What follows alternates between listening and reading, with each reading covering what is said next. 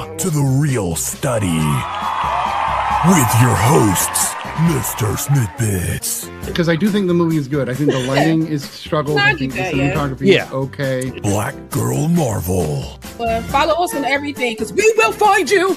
All the movie things. So many like young filmmakers and indie filmmakers took it and just like went with it, and it became this thing. Janine DeBean. So that's what the story is, and then the film goes about answering that question for you. And me, the Real Study movie voice guy. I don't know if it's good or not, but I'm going to watch it. I'm going to try it. Produced by Hyena. Let's go to the poster wall. Hello and welcome to The Real Study. I am Mr. Snidbits and I am back, and with me tonight we've got all the movie things, Black Girl Marvel and Janine the Bean. So we are all here this evening and on week 3 of Women's History Month, and we are going to be going over 2 movies by Nia DaCosta, both Candyman from 2021 and the 28 years later, The Bone Temple sequel to 28 years later from 2026. Next week is Catherine Bigelow. We'll be going over Point Break and Blue Steel, which I've actually never seen, so I'll be interested to see what that's all about. Before we get into it, though, we're going to move over to the main wall, and we're going to hear from Law about social media. What up, everybody? Welcome to the stream. As per usual, make sure you follow us on all social media. That's the Instagrams, TikToks, YouTubes, Blue Sky. We're also on all your podcast platforms. That's Google, Spotify, Anchor, Podcast Republic, all those good ones. So if you can't watch us live, you can listen to us while you're in the car. Or if you're out the car and you want to see us live, you can pop it on in to Twitch or YouTube, however it is. Make sure you come join us on Discord. We are over there not talking about nothing. But if you come over, you yourself can suggest, hey, I think you guys should watch this. Or maybe if you have your own little indie film and you're like, can you guys review this and talk about this? We'll do that as well. We'll even do TV shows if they're 13 episodes or less, because we're not doing a whole bunch of those. Okay. Now, we might do some documentaries as well, but let them be interesting. All right. Give us something we can, sink our teeth into, per se. Pun intended for what we're reviewing today. But again, make sure you follow us all on our own social media platforms. You shall see our names up here as well. Snitty did say our names at the beginning. Those are our ets on all of our social media. So make sure you come in and join in, and we appreciate everybody that's here today. Back to you, Mr. Snidbits. Thank you, Lala, as always. And of course, we are going to have some news, and we're going to have some real reviews. And I know that 3 of us got to see some newer movies, or new movies to us, if you will. Why don't we start with Brian? What did you get to see this week, sir? And what did you think? It'll probably be like a tag team with Janine on this one, but for sure. I mean, the biggest movie right now is Project Hail Mary, and I can't stop thinking about this movie. It's not gonna, it's one of those situations where I'm not gonna be able to do it justice. It's like it's fucking incredible. I mean, it's just so good. It's so good. Love it. Just like every single aspect of the movie, like, is just phenomenal. I mean, Ryan Gosling makes me sick because he's so good. Yeah, he was perfect for this. I'm like, the balance of like humor and like emotional impact. Oh he God. hit that perfectly. Yeah.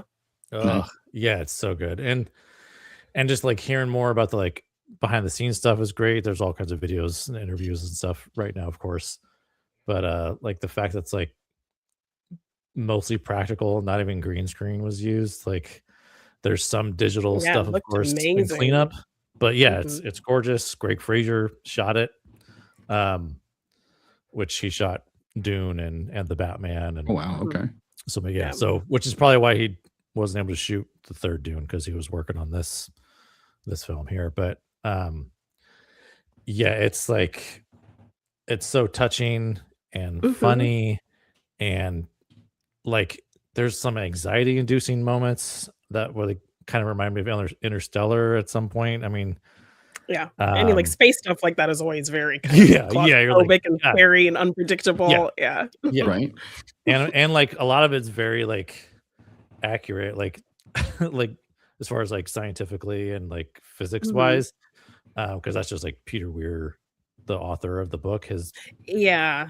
brain just works that way, I guess. And so even like the space math, that's what Ryan Gosling talks about. He talks about, he's like, I don't know how to do space math, so I had to have a earpiece in, and Peter Weir would like tell me what to write, basically That's right. down Okay. on the Yeah. yeah. So there's some great stuff like that, but it's just like, I mean, I cried like 3 times in it. I know, me It's too. it's just such Yeah. a good one of those movies that we need right now. Yeah, Too. it It's A restores hope faith building in film. humanity. There you Yeah, go. it That's what I wanted to restores hear. faith in humanity kind of movie, and it has a really cool Yeah. structure as well. Like we Yeah, show yeah, kind of where exactly. we Yeah. are, and then we cut back to Yeah. like how we got there, and we kind of bounce back and forth. And there's some really cool Yeah. like juxtaposed shots that Mhm. connect, Yeah. both Yeah. period of time Good. and storytelling. Yeah. Yeah. And like even the aspect ratio changes. So Really? all the space stuff is like IMAX, and then the stuff that's like his memory and like the stuff that's back on Earth is like a regular aspect ratio of a widescreen. Interesting. Yeah. Interesting. So I'm actually in the middle of this book right now. yeah. Oh, So nice. because it's Andy Weir and I love The Martian, which I Yeah, have sorry, right there. Andy Weir. Yeah. And I Peter was Weir, the actor, curious. I hear it. But yeah, I have Yeah. Andy Weir, The Martian. If you Yeah. ever watched Ridley Scott's The Martian, which is a really great film as well. Yeah, which I the was amount curious of about content- that the About- humor, like considering Ridley Scott is more of a serious director, but The Martian Yeah. still had that Uh-huh. same humor as this film. Yeah. I'm wondering Yeah. if that's more because of the writing of this author. 100%. Where that kind of And you can humor is baked tell in there. Andy Weir even understands his own books already. So like he took this book in a new direction because he swore so much during The Martian, the book, like the F-bomb is in there probably 300 times, maybe more. Yeah. And of course they try to allude to that in the PG-13 film, but they, can only get 3 in there, 2 louds and 1 silent one. But in this Project Hail Mary, he can't swear. Like he's just not built to swear, which I love because of who he is. Yeah. But yeah, there was a lot of the book is the improv same in this structure. too. I believe it. Yeah, because like Rocky is like an actual like practical puppet, Right. with Yeah. like 6 puppeteers. So like he and the puppeteer are like riffing off of each other. So there's a lot of that stuff is, just improvised, a lot of stuff. But then there's some stuff like there's a karaoke scene where Sandra Hüller like sings, but that's not in the book. That was like just a thing that Oh, I like that. Ryan heard Sandra like singing. She has a really great voice. Yeah, she's a great voice. Yeah. Yeah. And so Ryan's like, we got to get you We should- in there yeah. singing. I love it. And she Yeah. But picked that's that the joy, song. right? Yeah, and she Yeah. picked that song, and that became like part of the marketing of the trailer. movie. Yeah. Like, yeah. I love so, that. Yeah. Yeah. But I love it when I've been you obsessed with that can't, song also now. So Mm-hmm. right? Yeah. You can't make the movie the book. You can't. And we've discussed how they're two Yeah, different right. mediums. It's not really fair to judge them against each other. So adding those little elements that make the movie unique is fantastic. I will can't. say though, for like people that love the book and haven't seen the movie and are kind of standoffish about that, I've had friends tell me who have read the book are like, no, they love this movie, and like they say reading the book actually made the movie even better Mhm. for them. nice. So Okay. yeah. The Martian is that way too. They did such a good nice. job with Yeah, 2 yeah. hours I that love you The Martian. like think of it as just The Martian, the movie Yeah. is an abridged version of what he really goes through. Nice. And you get way more it's worth reading. Any of Andy yeah. Weir's books are worth reading. He's a great author. And he told Neil deGrasse Tyson in a conversation, he was like, I always write my books with you in the back of my mind.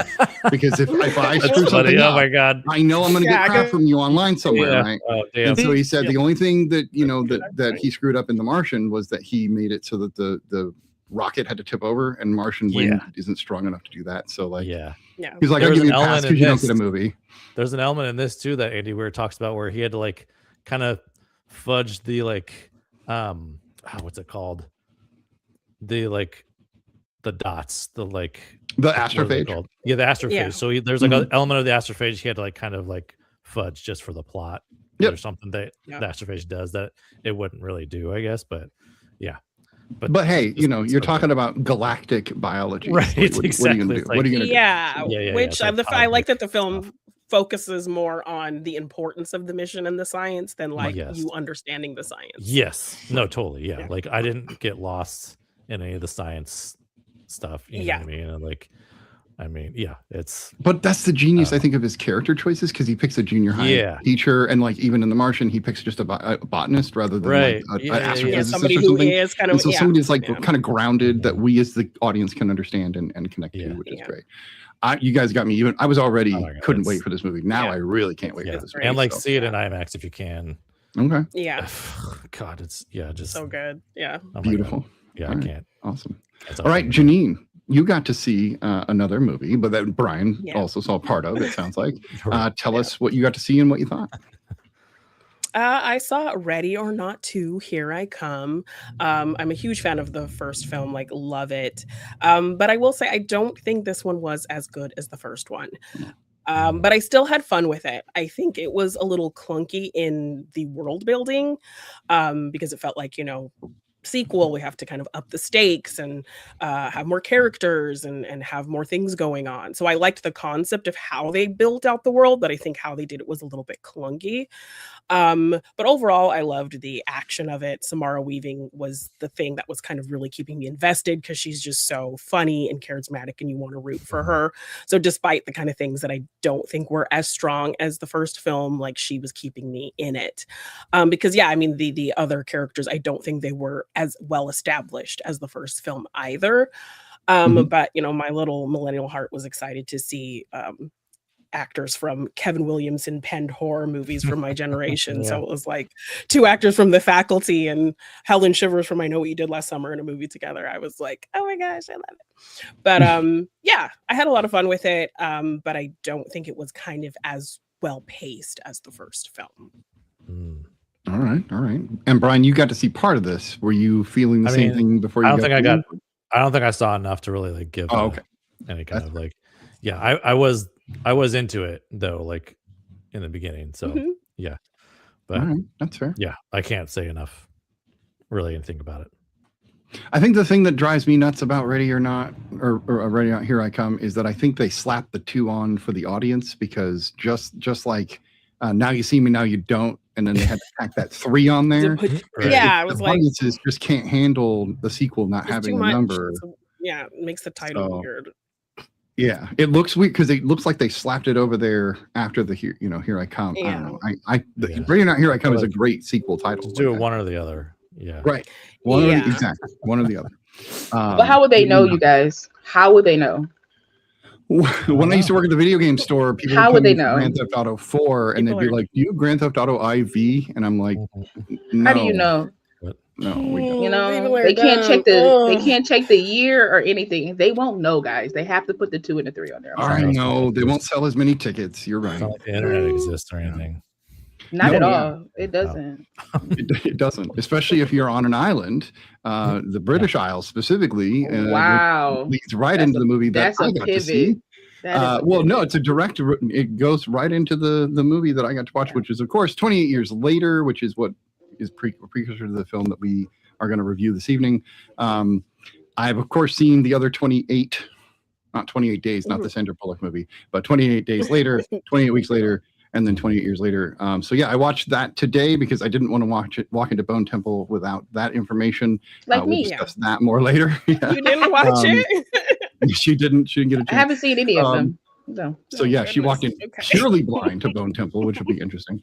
28 years later was as good as you would expect. Danny Boyle is a hell of a director, kind of across the board. This dude, he even made a couple of Lifetime movies, and since it's him, I'm like, maybe I'll watch those because I don't know.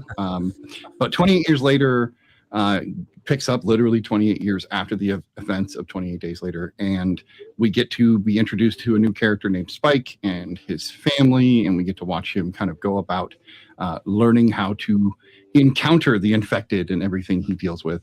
And I don't want to say too much because I do want Law to be able to go back and really watch this to see what it's all about. But this was one of the most emotional horror movies I think I've ever seen in my entire life. By the end of the film, and maybe this is just my personal, stuff that I'm bringing with me, my own baggage, but it had me just sobbing over what was going on with him, his mother, and everything to do with the doctor, with Ian, if you will. It incredibly beautiful, incredibly shot. Some of the most amazing yet jarring angles that they were going for. I always love these little subtle things. I remember back when we were doing an episode, me and Brian got all hung up on a leaf on a car, and we were like stoked about the shot with a leaf on. There's a very similar like moment where it's like a little bit of fuzz coming out of a ripped carpet when they're like looking up the stairs, and it's really jarring, but it's such an amazing and beautiful shot. Yeah. And Danny Boyle just does that, and his cinematographers are lending him their skills to make that happen. It's pretty, it's gory, it's heart-wrenching, it's exciting, it's literally getting close to a perfect film. And especially as a legacy sequel, I hate legacy sequels as a rule. This is good in my opinion, and it gets a lower rating. I really didn't expect to get. Yeah, to see the rating I'm it's got. surprised I it was didn't kinda do shocked. better because it's critically, people really enjoyed it. So Yeah, it is. And I think the reason is for the reason I just said, like it's really emotional at the end, and it's like heartmeat. and it's really I don't think human people want focused that. as opposed to Right. the infected. Yeah. Right, which is not what people. They're like, I want more zombies. Oh, give me more zombies. There's plenty. Samson's in this thing, and he's that Right. that dude is intimidating enough. And that actor, man, holy shit. Actually, Yeah. all the actors, kids at the beginning of the movie alone, I was like, damn, the casting director knew what they were doing. These kids really dialed in. They're crying and everything. Yeah. Brutal. Danny loves to use kids to make you like feel bad. So definitely watch it, and then watch Bone Temple after that as well. Or do what I do. Or I'll say. we'll get to hear what it's like to watch it blind. I'm really curious. Maybe you'll just watch them backwards. So watch 28 years later, weeks, and then You don't days. really need weeks, but Right, you can skip days That's the same. is directly connected to these two. Yeah. Yeah. Right. So, all right, I'll leave that at that, and we will move on to the news, and then we'll get into some reviews. So here's the news. Ooh, pardon me. Now it's time for the real news. All right, so we've got the Oscars happened last weekend. Of course, we were all here doing, well, I was sort of here, I was half here, doing some real reactions, if you will, to the Oscars as they came down. But now we have the full list, and it looks like 3 movies did a lot of winning in this Oscars, which was kind of a neat split. So we've got one battle after another. Sinners and Frankenstein doing the mass majority of the wins across the board. So I was just, what do you guys think? Were you happy about the way this went? Were you disappointed like I was that Delroy didn't win? I was a little, honestly, I was a little disappointed in Delroy not winning, and Best Picture not being Sinners. Honestly, Best Director too, if you want to call a spade. But mainly for me, it was like Best Picture, because it's how long has Sinners been out, and people are still talking about Sinners. There's still think pieces on Sinners. Yeah. So I think that was my biggest complaint. I didn't watch all of the like Best Picture, so I can't really tap on. But Sean Penn, to me, he did all right. Like, and he didn't really care to be there or anything. So it's like it just sucked somebody won who didn't care. Yeah. Well, I mean, he was in Ukraine, so yeah, there was that. But it's not like he didn't have an excuse. I don't know if it's a matter of him wanting to be there. I think he just felt like that. Well, I think he's talked about like not really caring about awards and things like that, and like he gave his Oscar to right to them Zelensky. when they're in Ukraine as well. Yeah. So yeah. So does anybody feel like this might have been the fairest Oscars we've seen in a long time, considering the new rule about having to watch all the films before voting? I mean, it shook out pretty predictably, as I think most people thought it was. Yeah. So while there were things I wanted to see win, everything that I was sure was going to win for sure won. So even though I would have wanted other things to win, like for me personally, I knew they probably weren't going to, and it shook out kind of as predictably as I thought it would. The only thing was like that tie, which hasn't happened in like 15 years. So many years. Yeah. And then, of course, we have the first female cinematographer winning for Sinners, which is a huge deal. And first Filipino woman. Yeah. Right. And so that's amazing. More glass ceilings breaking all over the place. Gotta love that. She's only the 4th nominated. Only the 4th nominated? in the In what? history of the In how Oscars. many years? Right. Almost 100 I mean, years. we're getting up on 100. Yeah, we're getting up close to 100 for Yeah, sure. we're at 98. And- I think the next one is 99. So yeah. And like Yeah. the first to be nominated was Rachel Morrison, who worked with Brian Coogler quite Yeah. a bit before Yeah. moving over to Autumn. So Well, look at That look dude at is here. literally lifting people up with him. Like he's Right. just raising. And I love them. that. Yeah. And his humility, Um, his yeah. humbleness. is I what love makes it. My so wonderful. my favorite thing from the Oscars was him running to grab her son to bring him to the Yeah. front. I Yeah. thought that was like the coolest thing because he didn't have to do that, but he was like, "You're here, kid. Like you need to come see your mom be awesome." And I think that was just like great. That's So pretty great. Yeah. That's pretty good. yeah. Seeing Michael B. Jordan and Leo DiCaprio hug and I have know. a moment was pretty Yeah, great that as was well. pretty great. So, Yeah. It's again, like two being former humble. kid actors embracing Right. each other. I love that There's that Chalamet won moment. nothing. I'm just really I know. glad he won nothing. Supposedly he like left for an hour or something. Yeah, like because that. like I don't like Oh. this. Because people were making fun of him. He was like, I know, don't like like- this. I want to go. Don't say Yeah. stupid shit, and people won't make fun of Yeah, you. Or maybe they yeah, still part will, of but it. they won't. It Yeah, won't like- be. It won't land. as But well. also You it just have Dune, it just you'll to be in me, the I Right, didn't see exactly. I didn't see Marty Supreme, and I do plan on seeing Marty Supreme regardless of what Yeah.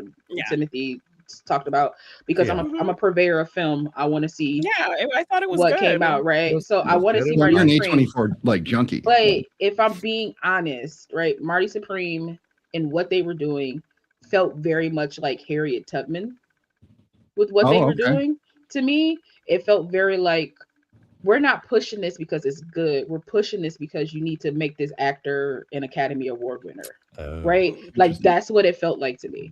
Like they weren't The pushing. promotion of it felt like that. to Yeah, me, too. like they're they really were even pushing like this. yeah, like even with interviews with Timothy, interviews with like Cynthia, things Yeah, like that. It yeah. didn't Really feel like y'all biased were like articles. we from came together Variety. and made this magic. It was like this person so that we could get them Right. closer to like an EGOT and get them closer to a status. And it was just like I think that people saw that.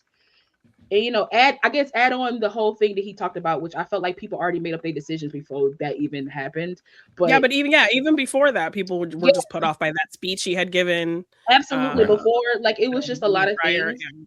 And it just didn't feel like Marty Supreme was like, oh, come on, HBO. Come on. Our producer telling us it's gonna be on HBO. I ain't gotta worry about doing nothing with money. Yeah, it won't be long. But it just felt like y'all were making a movie to make a movie. It was like, what biopic can we make and it didn't feel like make it because I our feel like biggest maybe budgeted if Timothy A24 wasn't film.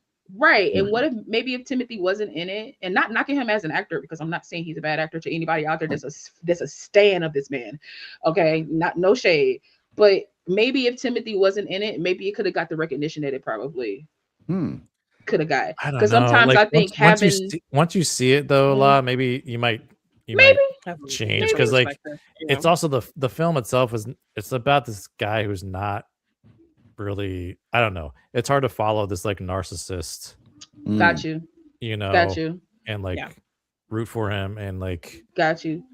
I don't know, it just and that's wasn't the done. point, and I feel like he played into Right, that. it just in wasn't done press well, to like, got you, Brian. Yeah. Got you, Brian. Yeah. So you're saying Because, like, regardless if it's a different actor or not, it's just Right, that the character himself. You're not gonna like that character.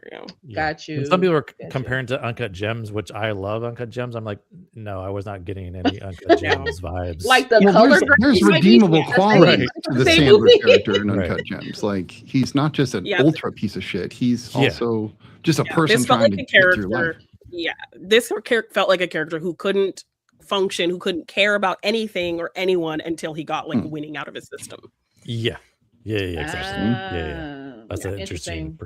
I like that way of putting it. Yeah, that's how it felt. It's like he was like so, hyper fixated and focused. And then once he got so that anything, out, he's going to use anybody. He's going to do whatever he needs to Yeah. do. Yes, it's an addiction. I need to prove myself, and then I can like be free to like take in anything else around me.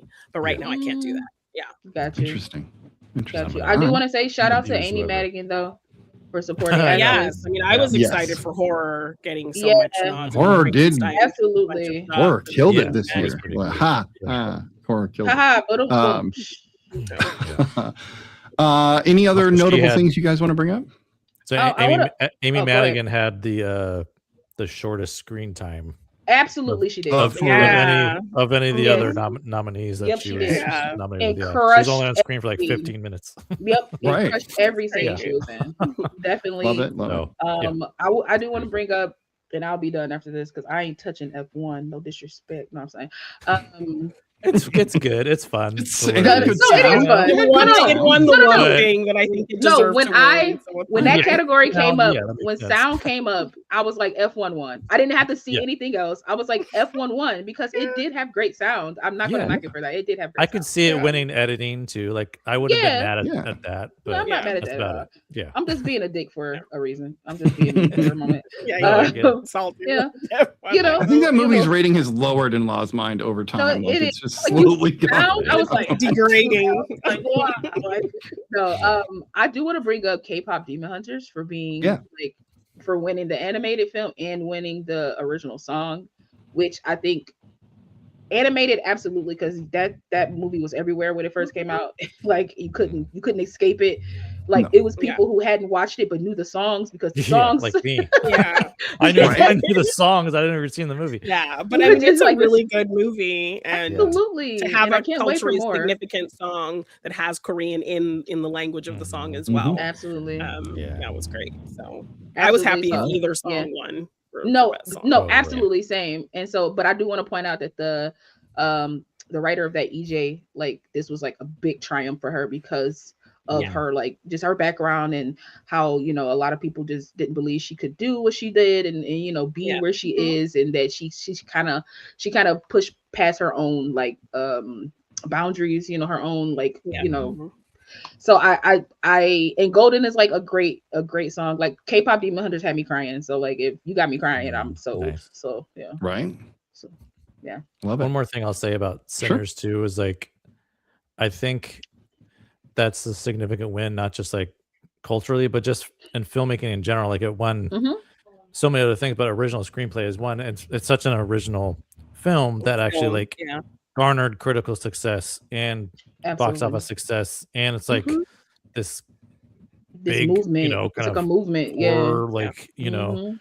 Yeah. fits within these horror elements. Yep. So it's like a thing. Like it's so important that it did so well at the Oscars Yeah. because studios can then continue to invest in those movies, like original movies that we can Yeah. finally, Right. you know, keep getting Yeah. original stuff Yeah. instead of saying It was pretty dope on both ends though, just to piggyback Yeah. off of Bride, because it's an original screenplay, because it's a horror film, and because Yeah. it's like a black led film. And I know, like, you know, most of the time, like black people aren't profitable, quote unquote, and people are always crying about like, well, we need more original films. We need Right. more original Exactly. things. No more Yeah. sequels. No more Yeah. sequels. Or And then on even top of black that, people are too, taking over our white characters, white erasure, right. with our own characters. but Like, then weird. but then what we do is like, it's not original. It's literally From Dusk Till Dawn, and it's like it's not the same oh movie. god, what the fuck up with listen, that comparison? Listen, Right. I've I argued hate with that people. comparison. I've argued with Frustrations. people so much about that movie. I was like, if that's the case, then From Dusk Till Dawn is Twilight because it's vampires. And only- brothers, right? yeah, like like- what are we doing? It's like one sliver of From Yeah. Dusk Till Dawn and Sinners Brothers share and like something. a You know what I mean? genre Like, big- shift. Brothers, and it's like- vampires, and a genre shift. That's Yeah. That's yeah. it. And They're But talking cited it about as an they're comparing the inspiration. juke joint. It's like But that's like every movie. Yeah. If that's the case, then I didn't hear anybody complain about No, another every- Frankenstein movie. right. Right. Like, It's just- yeah, Exactly. no, it's Like just, he cited, and he It feels cited, he was like- not denying that there was like an inspiration from no, that film. he or said it from the so beginning. many other Yeah. things. That's Yeah. the He whole said it from the point. beginning. Yeah. right. Right. He That said is it the from the whole point. beginning. But I just want to say, I just think like we're like movies, if they're in the hands of like Ryan Coogler and his people, his staff, I feel like they're going in the right direction because we're getting more. You know what I'm saying? We're getting things we can actually like sink our teeth in. Sink our teeth pun intended. into. Yeah. Come on, Literally she's thinking there the with same me. Love it. Love it. But yeah. So that's now all. I'm excited. My camera. I heard Brian say Sinners 2, not still see you know, you it wasn't though, TWO, but it still made me Oh. go, oh, wouldn't that be cool?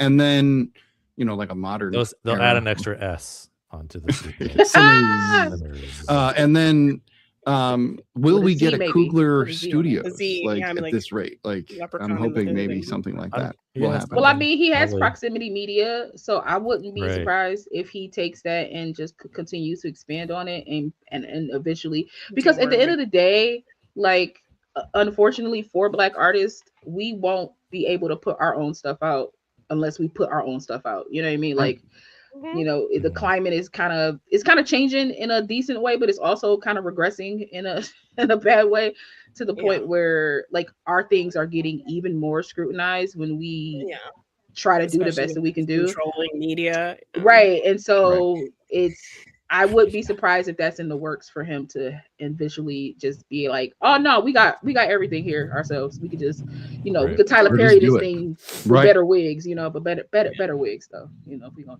do it. Let's hope Ryan will have better wigs than Tyler. So. I already know that he does. He just hasn't shown them to us yet. Yeah. All right. So we have more news. We've got a few trailers that dropped this week. Spider-Man Brand New Day and Dune Part 3. Did you guys watch these trailers? Oh yeah. Yeah. Me too. Mm-hmm. Yeah. I kind of want to talk about how I feel about Brand New Day, because I am, for the first time on a Marvel movie, not excited. What? Not at all. Not even. God. This was one of the most Sheila. There you go. This was, to me, one of the most disappointing Spider-Man trailers I've ever seen, and I really just, it made me go, what are they doing? It feels like they're just setting up for Doomsday, and that's all they're doing. That's all it feels like to me. And I didn't get any of that. How? No, it felt very focused. It felt completely focused on Peter's story, and I know exactly. I don't know. I don't know. I didn't know. What was it? Was it the part where he was like staring at like friends on the thing on the phone? it was the whole. It was all. I don't know. It was all of it. I didn't get excited like I had. I think you need to watch it again. Yeah, I will watch the trailer again, and of course I'm going to watch a movie. The trailer doesn't I could be dead wrong, and the trailer could be misleading me. The one thing that could be connecting it to future stuff is that if Sadie Sink is playing Jean Grey, and we don't even know that yet, and we don't even know that. So, right. Yeah. She could be playing a spider character. That is literally the only I feel like thing she might is like playing to the Black bigger Cat, picture of the MCU. honestly. But this feels very think she's gonna ground play level. Black This Cat? feels very focused on Peter's story and where he's at now. Like I didn't see anything that was like we're trying to set up Doomsday. Yeah, I didn't definitely I mean, that either. I'm assuming that Snitty looked at it and then he saw all these new characters, all these new people in his rogues gallery, maybe, and was like, "You just setting up for Doomsday." So what? I'm so curious on what did you see that was like this is being set up. They're adding in. So yeah, maybe part of that. They are adding in new characters we've never seen before, but throwing in Frank Castle to me felt shoehorned. It didn't feel natural. It feels like they're trying to make sure that we understand that all of these things are connected, so that when Doomsday happens, they've tied up all the loose ends, and then we can just start over, because they're going to do a soft reboot when I we would get to think Doomsday. it would feel like that if we weren't working with characters that are ground level people in New York. Yeah, exactly. Like, if it was some random hero there's from no some Fantastic other thing, Four in there. There's no yeah. But also, I think we might get some of that. We just don't know. There's the moment where they're missing a. I don't think we will. I think, I feel like that's going to be Daredevil. Funny. I feel like if anybody's gonna pop up that we didn't see in this trailer, it's gonna be Daredevil. Yeah, it'll be Daredevil, and probably like Fisk, like Daredevil and Fisk. No, right, because there's characters from Daredevil in Spider-Man. Right, but they can't use him. Sony, unless they work out with Sony, they don't have the rights to use Kingpin in a movie, only for TV. Right. So no. So and that's why there's like. They're like in that shot where he gets the key. Yeah, that's the that woman actress. From, she's in Daredevil. She's like his Daredevil. assistant. Yeah, she's in Daredevil. So, and I think even Vanessa, because I watched a New Rockstars breakdown. Support New Rockstars. My friend's an editor on that channel. I think Vanessa might be in that shot as well. I think she's in the back. I think she's like, if you're facing, like if you're watching it, I think she's like, she's like on the far right. Yeah. Is it the right? Oh, okay, yeah. I think it's the right. Like, her hair looks more gray. That's why it doesn't quite look like her. But I think it's. And they don't say this. We don't really know this in the trailer, but this is like 4 or 5 years after. Yeah, it's about 4 years. It would have to be. They all look a lot older. So I would. Well, that kind of like lets you know like how long he's been doing this on his own now. Yeah, and why he and Frank already know each other. Right. Because some time has passed to build up that rapport. Yeah. But also I love that though. I'm so the opposite of Snitty right now. This is not kismet. Okay. Right? I'm gonna rewatch the trailer. I'm rewatch. I don't even know if you have articulated what you think. He can't. No. I still don't see. let's chalk it up to hard You were just week. predisposed. Right. He Maybe already were has just I could have been. Maybe predisposed. I've been in another Spider-Man. place in my head. So Listen, Be I speculative love of this new iteration of Marvel, which is fair. I love this but trailer because I feel like Dune Part 3 is more connected to Doomsday than Spider-Man. absolutely. Doomsday. Listen, Yeah. I Doomsday. love I love that. Brand New Day. I love this trailer. I thought it was such a it brought back all the feels of him losing them in like Yeah. in 0.5 seconds. I love the shots they're already giving us in the trailer. Like him actually being upside down, but you don't notice until he kind of hangs, and you're like, "Oh, he's upside." Yes, Okay. I mean, is it going to be then- a developing organic webbing situation? Exactly. He's going through The these shoot, weird like him going down, changes. Yeah, you know, is very dope. Like that shot with the city in his eyes through his mask. That's know, a I dope love shot. that. So many Like, people that are was bitching so about that too. beautiful. I'm like, Like, shut up. and then it's like, think about it too. and How it's many like a times kind of have we fun watched? nod to Tony. Yeah, Yeah, Yeah, exactly. like how many times have we watched Yeah. like these movies take place in New York, and we're always like, "Where's so and so? Where's this? And where are they?" Yeah, exactly. And Well, it's yeah. New York, and now we Yes. get the Punisher, and Snitty's like, "That's bait." And potentially That's Daredevil. It's not. That's Literal bait. comic books of them. I don't know. Bait. To working me, together. because he's older now and because he's completely unknown, I feel like they should have gone the more spectacular Spider-Man route, and it doesn't feel like they really tapped into that much. Where he's a teacher and he's still out there doing it. But you know, at the same time, this isn't the Maguire Spider-Man. This isn't the Garfield Spider-Man, Yeah. and those But kind of see, I tap wouldn't more want into the him comics in that to way. be a teacher simply because there's no lead up to that. We have not seen I know. any of that in him. To just, it's been some years, and then like now it's like, okay, he's just a teacher. He is. Well, a he's got to have a stalker, job. though. Right? He is a stalker though, because he lives across the hall from them. But still, Yeah, like, he's being a creep. which He's I being kind of very dig creepy. because it's like I kind of want to be there Yeah. for it. But I will say I Yeah. enjoyed this trailer so much. I enjoyed that we're getting more of the Rogues Gallery. I enjoyed that the hand is in there because again it ties into Yeah. Daredevil and Yeah, bringing those, Yes. and bringing like level. that TV world Yeah. into, and mind you, Daredevil was Wow. already in the previous He film. wasn't. Right. Yeah, Like he's in the met previous Matt film. Murdock. Yeah. He was his Exactly. lawyer. So You there's, know, at Yeah. this so point, like he's that probably learned. connection Yeah. is already The new there. season of So- Daredevil is coming out, so I think the season 2 of Yeah, totally. so makes that like sense. so that might establish some things for to potentially like tease that he'll be Sure. in this movie. Exactly. Yeah. So I'm excited for it. I'm excited to see if Sadie Sink is in this, if they might tease her at the end or tease her somewhere throughout it. Like I think she might be Felicia. I think she might be Black Cat. So I think they showed her like you she's the know. one like in the green jumpsuit where we don't see her face, Yeah. where she's like strapped Yeah, in we that don't see chair. her. Yeah. Yeah. Uh-huh. Yeah, and then I think she's in like Peter's room, like with a hoodie on. I think so. Watch the new Yeah. Rockstars breakdown. They break down all these things that you missed and make it Yeah. make sense. I don't to know, you. She's probably the because- one with Because the- if she's playing like, because the person with jumping powers is like Carry On. Like if she's playing Carry On, like I'm excited to see who they have playing the person that's jumping from body to body that we see when we have that Keith David And I mean, he's great voiceover. that ability, so that's why I'm Yeah. saying as well. So yeah. So and I'm they are excited. looking to set up, you know, mutants in this, and they talk about Yeah. mutate Right. and stuff in this trailer as well. Yeah. So that's why, Yeah. if anything, that they are like Peter peppering in to mutating. connect to later stuff, Yeah. it's Mhm. the presence of like, that And like one I'm element. excited to see. I was excited to see Mark Ruffalo in this because Yeah. I feel like a lot of Yeah. people. I feel like because he's not Still the wearing rage his little monster thing. that they want him to be, Yep. that he gets discredited Mhm. as a Hulk, and I enjoy him as a Hulk. I enjoy him as an actor. Yeah. So I was excited to see him in this. I don't know.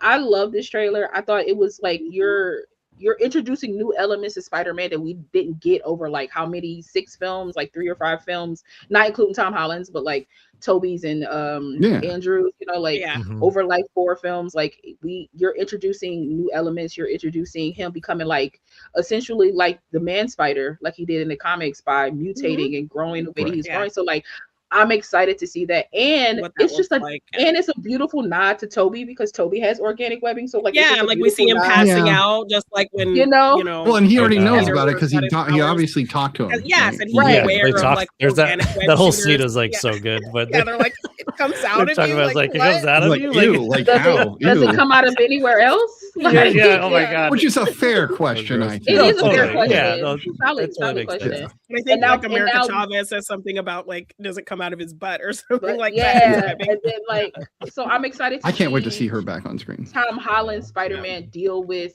Yeah. what this is, because eventually Yeah, he has yeah. to evolve, and they said it's a rebirth, and I love that they said rebirth because Right. it Right. is it's a rebirth not only for Spider-Man, but it's a rebirth for Peter For as well. Peter, And yeah. so I'm Mhm. excited to see that. And for Sony, because maybe they can get their head out of their ass and make some more good Spider-Man Okay. movies, and I'm still waiting for not lose the rights. So. Beyond the Spider-Verse. Okay, it better be amazing. I know. I know. I don't want to hear 2028 or 2029. Well, I saw Lord and Miller get 2027. asked about this during Project Hail Mary interviews, and they Yeah. said they're working on it. It's in the mix. So yeah, so Sure. I'm hopeful. Yeah, I hope that the Poise. work they're putting in is because they're trying to make it as good as the other two. That's what I'm hoping. Yes, tie everything up. I think that's what it is. I think they were like, we can't rush this. We were kind of like, I think they were doing the Marvel thing where it was like, we gotta be back to back. We gotta be a year and a half. And then Sony was like, let's hold up. This is like the way we ended the last one. We need to take our time and figure out. Right. Yeah, we built we're up to doing. something big. Yeah, so we need to, absolutely. So we do have another trailer to talk about, but I'd rather, since I did not expect us to go that far off. I think maybe Well, we just you like a thumbs up or a thumbs down we didn't for Dune. We'll expect give a you to Roman just be style. like, I know. I threw a wrench in there, but why don't we just give a thumbs up or thumbs down on Dune, because the Chalamet of it all, and we'll I mean, get it ready. Me and Law So- have not Yeah, seen the Dunes, so Yeah, I've only seen the first Oh, one. you haven't I've seen only any of the first movies one. at all? no, I've only seen I've the first literally one. started the first Yeah, one like I was- 10 times, but I always started like late at night or when I'm tired or when I'm doing no, something. no, I you never. I think it's the two are worth I've watching. never Like, they are started worth it at like a watching. Oh, yeah. decent time where I'm like ready to just get into it. And I can see how one could do that to you. No matter what time you start that movie, it takes some time to get going. Like, so does the book. So like you gotta let it happen. But it's worth getting to part two is worth it. So yes. All right, but the trailer, I want to know But how they excited you do- are based on a thumbs up, thumbs down. So The chant let's- was great. let's The do this. chant was very, Right. impactful, but like nothing else really. I'm like, I have no context for anything else. I'm like, That's sure, fair. That's fair. sure. And like I had mentioned too, like if they do, which I imagine they'll do, a re-release in theaters. Yeah. Try to see Hopefully, it like in in theater. IMAX. Like Yeah. it's just, man, yeah. He's Great right. Frasier He's again. I mean, Brilliant. Brilliant. so I've only seen the first one. I will one day watch the second one, and I'm just. yeah, I mean, second one's great. I don't think the first one was bad. I don't think it was a bad film. It was a good setup. It's quite long, but I get it because It is. The second It's one They is are. just as Very long. dense. Yeah. It's a very And the dense books are story. thick. Yeah. no, There's no like way to I get know, hands like on with all of I've seen the book, and so I was like, okay, this movie about to be like 3 You've hours seen the book. straight. it. Right. I've seen that book and it's big, so I I've know. And it's big, baby. It's Yeah. big. Uh-huh. You can Yeah, level it's like out a it, desk with that book. You it's feel like me? no joke. Like, but yeah, so I do plan on seeing it. I watching the trailer, I was like, oh, okay, I need to go tap into the second one, but I need to go watch the first one again and then the second one. So. Yeah. You should. Yeah. I do think that Chalamet does fine, but overall, I would say brilliantly directed and good Yes. screenplay. Well done film. Mhm. All right, we do have some sad news. We keep doing this, but the world keeps doing this to us. Star of Buffy the Vampire Slayer, Nicholas Brendon, did pass this weekend at the age of 54, and it has been kind of a shock because he was pretty damn young. 54 is young, Right. but he has a long sordid past of, he had a lot of addictions and had gotten into a lot of trouble. And he had a heart defect. and Yeah. and a heart defect, but also, his life. People have mixed feelings about him because of Yes. who he was and what he did as a person. But seeing the tributes from like Yeah. Sarah Michelle Gellar and Gellar, Allison yeah. Hannigan and Yeah. even Charisma Carpenter, like Yeah, saying something about him was interesting because Yeah. how she didn't- said it didn't too, have a good because she Like, uses this is her how I'll words remember very- you. Yeah. Yeah, she uses her I'll words Remember this very version of you. pointedly, Yeah. Right. which says a lot. She's Yeah. saying that she will remember this version of him, Mm. like so. Amanda Caulfield's was an interesting one because she literally listed every band he used to listen Emma? to on set. Emma Caulfield, yeah. Okay, I thought you said Amanda. It's like you said Amanda Caulfield. Oh, I thought that could have been my voice. Yeah, Oh, Emma no, yeah. Caulfield.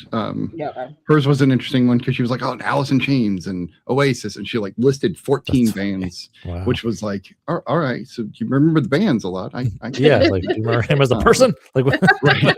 But yeah, so if you're a Buffy fan, it has been a hard year because we not only lost the sequel series, Yeah. but now we're losing multiple people from the series Yeah. as well. So because he is the second one to go, Yeah. which is sad. Anyway, I feel for Yeah. his twin. He has a twin brother, right. Mhm. and I feel for his twin because I grew up with twins. Like my dad was a twin, and Mhm. I saw what it did to my dad, like did to my uncle when he lost my dad.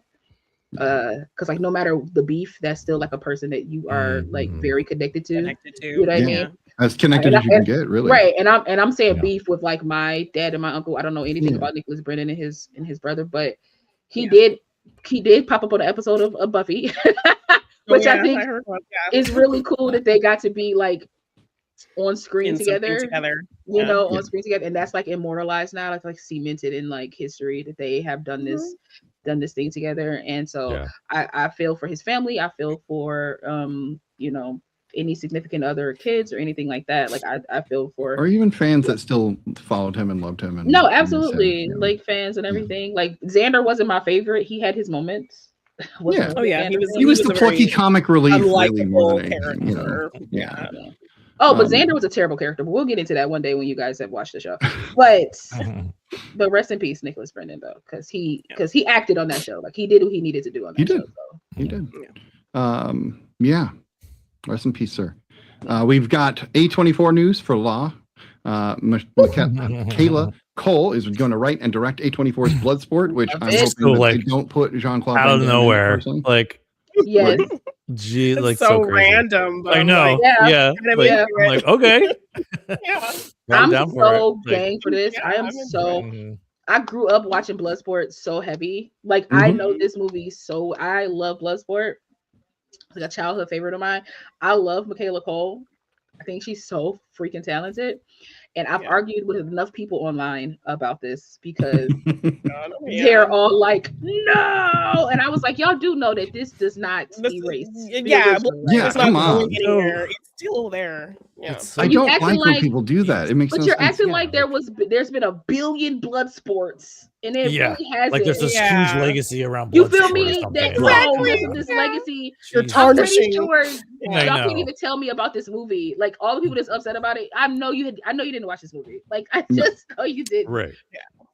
And then this is actually one of Jean-Claude's best films because if you watch them, it. they kind of get real bad as time goes on. I mean, Time Cop's pretty good. I like Time Cop is an underrated film. Yeah. Mostly for the like time travel of it all, more than the Jean-Claude of it all. And I'm excited to see what Michaela is going to bring to this. Yeah.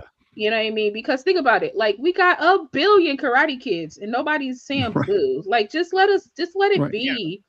Like this is an interesting story, especially with this like this white man coming over to a different country. Totally surprise us. You know, I mean, it's already a surprise. So I'm hoping. I'm hoping.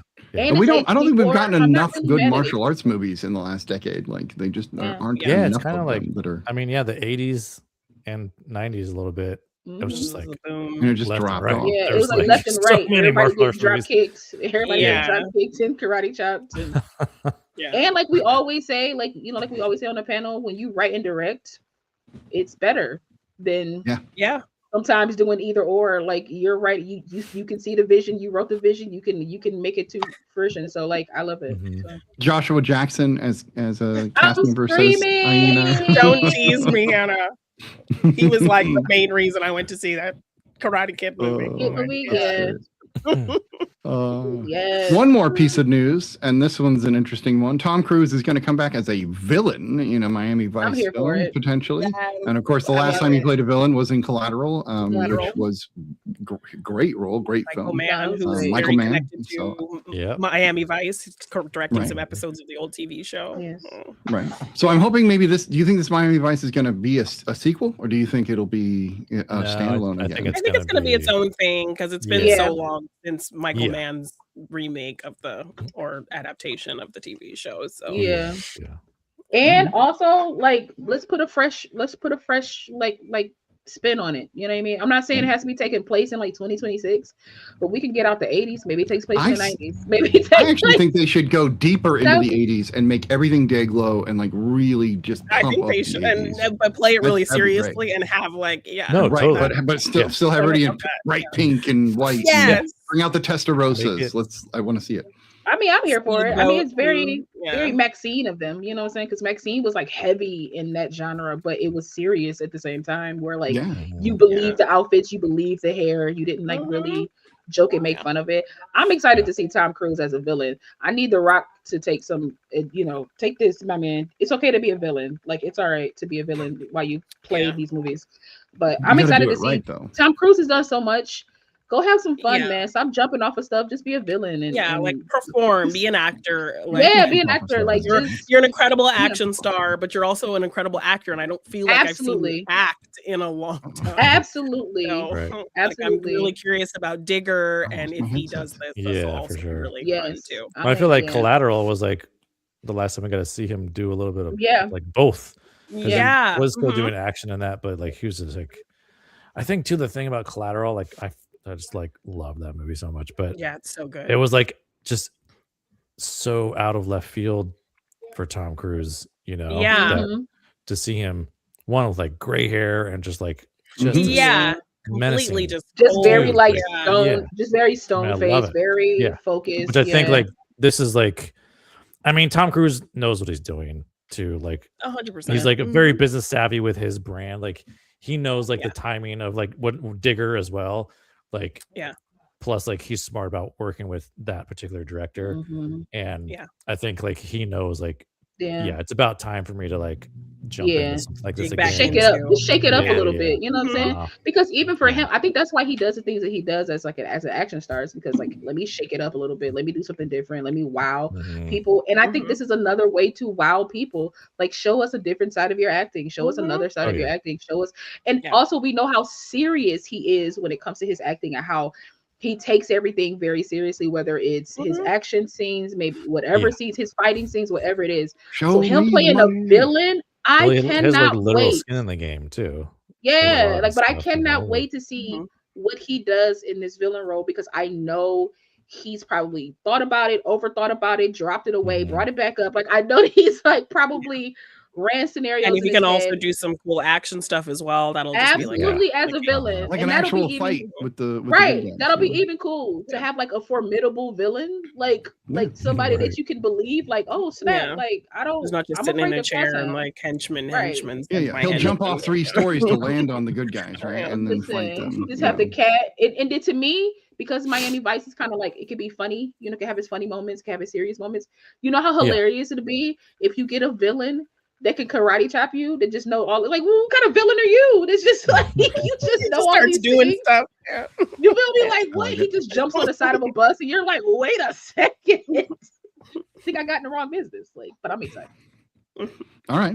Good to know. Good to know. That was the real news. We are going to move on to our 2 films for this evening, and they are both directed by Nia DaCosta. And the first one is Candyman, which is, of course, the legacy sequel, the fourth one, I think, technically, but directly related to the original Candyman from 1992. And this picks up kind of with all of that in mind. Who had not seen Candyman before this episode? That's what. Oh. Had you seen? Well, you watched Candyman 92 with us, I think, for the show. Yeah, but I've seen it before then too. So okay. Yeah. I was already hit. So let's hear it, La. What do you think about Candyman? I actually love this. I love this. I have trivia today. Oh, she does have trivia. I'm out of practice. Then he comes back and I love it. Come on, I screw up. Hold up. So before we get to law, we're gonna have Janine go over trivia. Thanks for those insights. I didn't screw that up. Yeah, I appreciate that. Yeah. Go ahead, Janine. Production was brought back to the Cabrini Green neighborhood where Candyman 1992 was filmed, though the high-rise buildings have long been demolished, with the row houses still existing. The film reuses the same sound of the crying baby from the original film. Lakeith Stanfield was considered for the role of Anthony McCoy, but he turned it down to do Judas and the Black Messiah, which garnered him his first Academy Award nomination. Yeah. Yes. Jordan Peele was originally attached to direct the project early on in production before moving into producer's role. Nia DaCosta was hired as director and later became the first Black female filmmaker to have a movie open at first place at the box office. Oh, very nice. The movie's tagline dares the viewer to say Candyman's name. One part of its marketing was a Snapchat filter that gave those willing to do so a scare. Oh, jeez. I think also on the website, you had to say it 5 times and then it would play the trailer. Oh, God. But, like, nobody wanted to do it. So, like, it was not Couldn't pay me. No. No, that's a fact. What are we doing? When Anne-Marie Vanessa Williams tells Anthony he's the baby from the Candyman movie that was kidnapped by Candyman, there's a visible scar close to her shoulder on her left arm. The scar is a callback to the original where Virginia Madsen's Helen stabbed her. So I don't think I ever noticed that, and then this time I saw it. Huh. That's cool. Yeah. It's good stuff. Prior to his becoming Candyman, Anthony McCoy's full name is spoken 5 times in the film leading up to that moment. Nice. Wow. That's very cool. I like it. Law.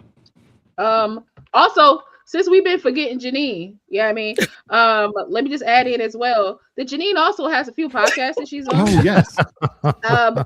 Just wanted to point those out. I wasn't gonna say anything. I am out of just the want to point groove. those out real quick. She's also a co-host on this podcast. Look, and she's right Absolutely. there. Right. She's a co-host She on is. this She's on the podcast. Real Study. She Yeah. does. She's It's here a right wonderful now. podcast, and Morgan hasn't seen. And there's one more. It's like Morgan hasn't seen TV, correct?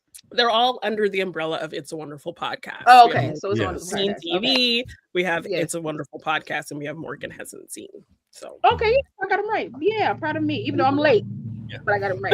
Okay, I just want to throw that in there. Hey, it's being broadcast. It's better Janine late than the never. I King. appreciate it. Right. I Yes, appreciate it. absolutely. Thank you. Absolutely. So when it comes to Candyman, I did a thing where I went back and I looked at the other ones, the other Candymans. I didn't watch them, but I read about them, and I was like, yeah, I'm happy that this one is a direct sequel to the 92 the other ones version. are bad. The other Oh, ones, man. like I think So like bad. I think like the third one, his descendant was this white girl, and I was like, why we keep chasing white women throughout this movie? I was like, Yeah. we're giving a bad connotation of what's happening. Right. As this is Women's Month and we're spotlighting Nia DaCosta, I want to start with her direction. I think this movie was directed and paced so well. I told myself, because I watched this late, like Saturday night morning kind of, Sunday morning kind of thing. I was like, I'm just gonna watch like part of it, and then I'll watch the rest of it in the morning. But it got so good that I was like, and we're gonna stay up Yeah. to I was like, and we're gonna stay up to watch it, because it just got really, really good. I enjoyed the effects on his arm getting disgusting, more and more disgusting, from his like transformation. I enjoyed, listen, Yaya is going to be pigeonholed as a starving artist, okay, as a struggling artist, because he was a struggling artist in Wonder Man as well. And I was just like, this is hilarious for him. I love the little, like, what I would call like probably like black tropes in this is her opening up the door to that basement and her being like, nope, and closing the door. I love the another trope of them being like, well, say the name. It was like, I'm not doing that, or like stopping people from saying it. I'm like, that absolutely, because my people wouldn't do this. We don't play these type of games. Like, we've been in church too much. We not messing with nothing. Okay, we not doing these things. So I love having that in it, and honestly, having like a black director, I don't think like, maybe some things wouldn't kind of be in it if it wasn't that way. But I thought it was like funny in moments. When it got serious, it was really serious. I love Coleman Domingo and anything that he does. So Coleman kind of being that kid and being traumatized as a kid to becoming a traumatized adult that summons Candyman. He's driven to this, right? To bring, like, to essentially like get this grown man now to fulfill his destiny. Which, looking at it, I think reinventing Candyman to be a spirit of vengeance and just not a spirit that kills randomly because you said my name is such a great way to continue the storyline. Such a beautiful way to honor Tony Todd as the character, because I was like, this is so cool. Because if you go back to the first one and then you go through those sequels, Lord, he was just like killing people because they said his name, and it was like there was no rhyme or no reason. There was just like he was just killing people. Just and a boogeyman. Right. Right. Just a boogeyman thing. Like, yeah. that's been in so much pain that it was like, well, my pain is your pain. I'm going to kill everybody that says Yeah. my name, right? Yeah. So having There's him kind of definitely come through that to Yeah. be not just, you know, I cannot say his name. I think his first name is like Robert, I believe, like Tony Todd's character. To like he's part that character, but he's part Anthony, but he's like part Anthony at the same time, which gives him that vengeance, right? Because think of everything that Anthony went through throughout this whole like film, like people discrediting him, making fun of him to his face, like kind of clowning him for his work, like, oh, you're like, I'm trying to shed that critic. Oh my God. Man, like that critic, man. Trying to shed light on like what's going on in his community, his people around his world with his art, right? And you're like, yeah, just another one blaming other people for things. Like it was just such a even his manager was like, oh, don't do the south side, it's overplayed. I'm like, right, so it's like what? Really? What are you like doing? how would you know anyway? But like absolutely. And then like another instance of that critic, like this like feels very much like what happens to like she like totally knocks him down at you know, in the show, but then as soon as like there's all this like tragedy buzz behind him, she wants to come back and take advantage of this like black, you know, trauma, of course. Now it's now you got your clipboard asking questions exactly. about Now you want my work, and now you're intrigued and things like that. And like shout out to Tiana Parrish. I think she was great in it. You know, her being like snatched up and kidnapped, but her getting herself out of it. I was like, yes, girl, we don't sit here and just let the monologue. We get up out of here. Yeah. And like and it's such a powerful scene. Like I love how this film it really used like light and shadow and played with like your mind. And so much of the framing with mirrors, right? Stuff. Like in mirrors, like mirrors you don't see him until you see him. Like the scene where like Clive dies in like the art gallery or whatever, and you just see him getting dragged, and then you just see like Candyman in the mirror. And I was like, how are you doing? I was like, I love this so much. Like I love the little mirror that's on the ground that the girl is like. She's like looking and freaking out. I was like, this is done in the compact, but so even the critic as well. Like we zoom out from the apartment building and you see her lift, and then she's like up against the wall, like and she just of like when he was doing with his paintbrush as well. And I think it was a purposeful casting to cast somebody who looked kind of like Virginia Madsen. Yes. Oh yeah, no, totally. Oh yeah, I was thinking that too. This time Absolutely. around, that popped in my head too. I'm like, oh man, she's like. Yeah, I was like, yeah, she does look. Yeah, I was like, I was thinking that. I was like, she looks similar to Virginia. I don't know. I really like this film. I like where it took us. I'm very surprised that I like this film, and it's no disrespect to anybody, but sometimes like this with films like this that's taking place, like, you never know. Direct sequel from something that came out a while ago. Exactly. It's like it's touch and go. You know what I'm saying? You don't know where it's going to land, and I felt like this one landed very well, not just with the actors, but with like the direction, like with everything. I love the final scene where like. This cop, cool. This like he's like Coleman's character William sets this up so well because after all of this time from what like the 80s to like now, all of this time, which is very reminiscent of the time that we're in now, nothing has changed. Nothing has changed. It's shoot first, ask questions later, or I'm gonna throw you in jail if you don't do the words that I tell you to say. Right. And I love that she got to a point where she was like, all right, can you put the mirror on me, please? She was privy. She was privy to information that they were not. She was like, exactly. She used that fully to her advantage. If you turn the mirror to me, I'll tell you. Well, no, I'll tell you what you even before know. that, like you hear them trying to reframe the situation and how to be complicit in this lie that they're going to tell about what really went down.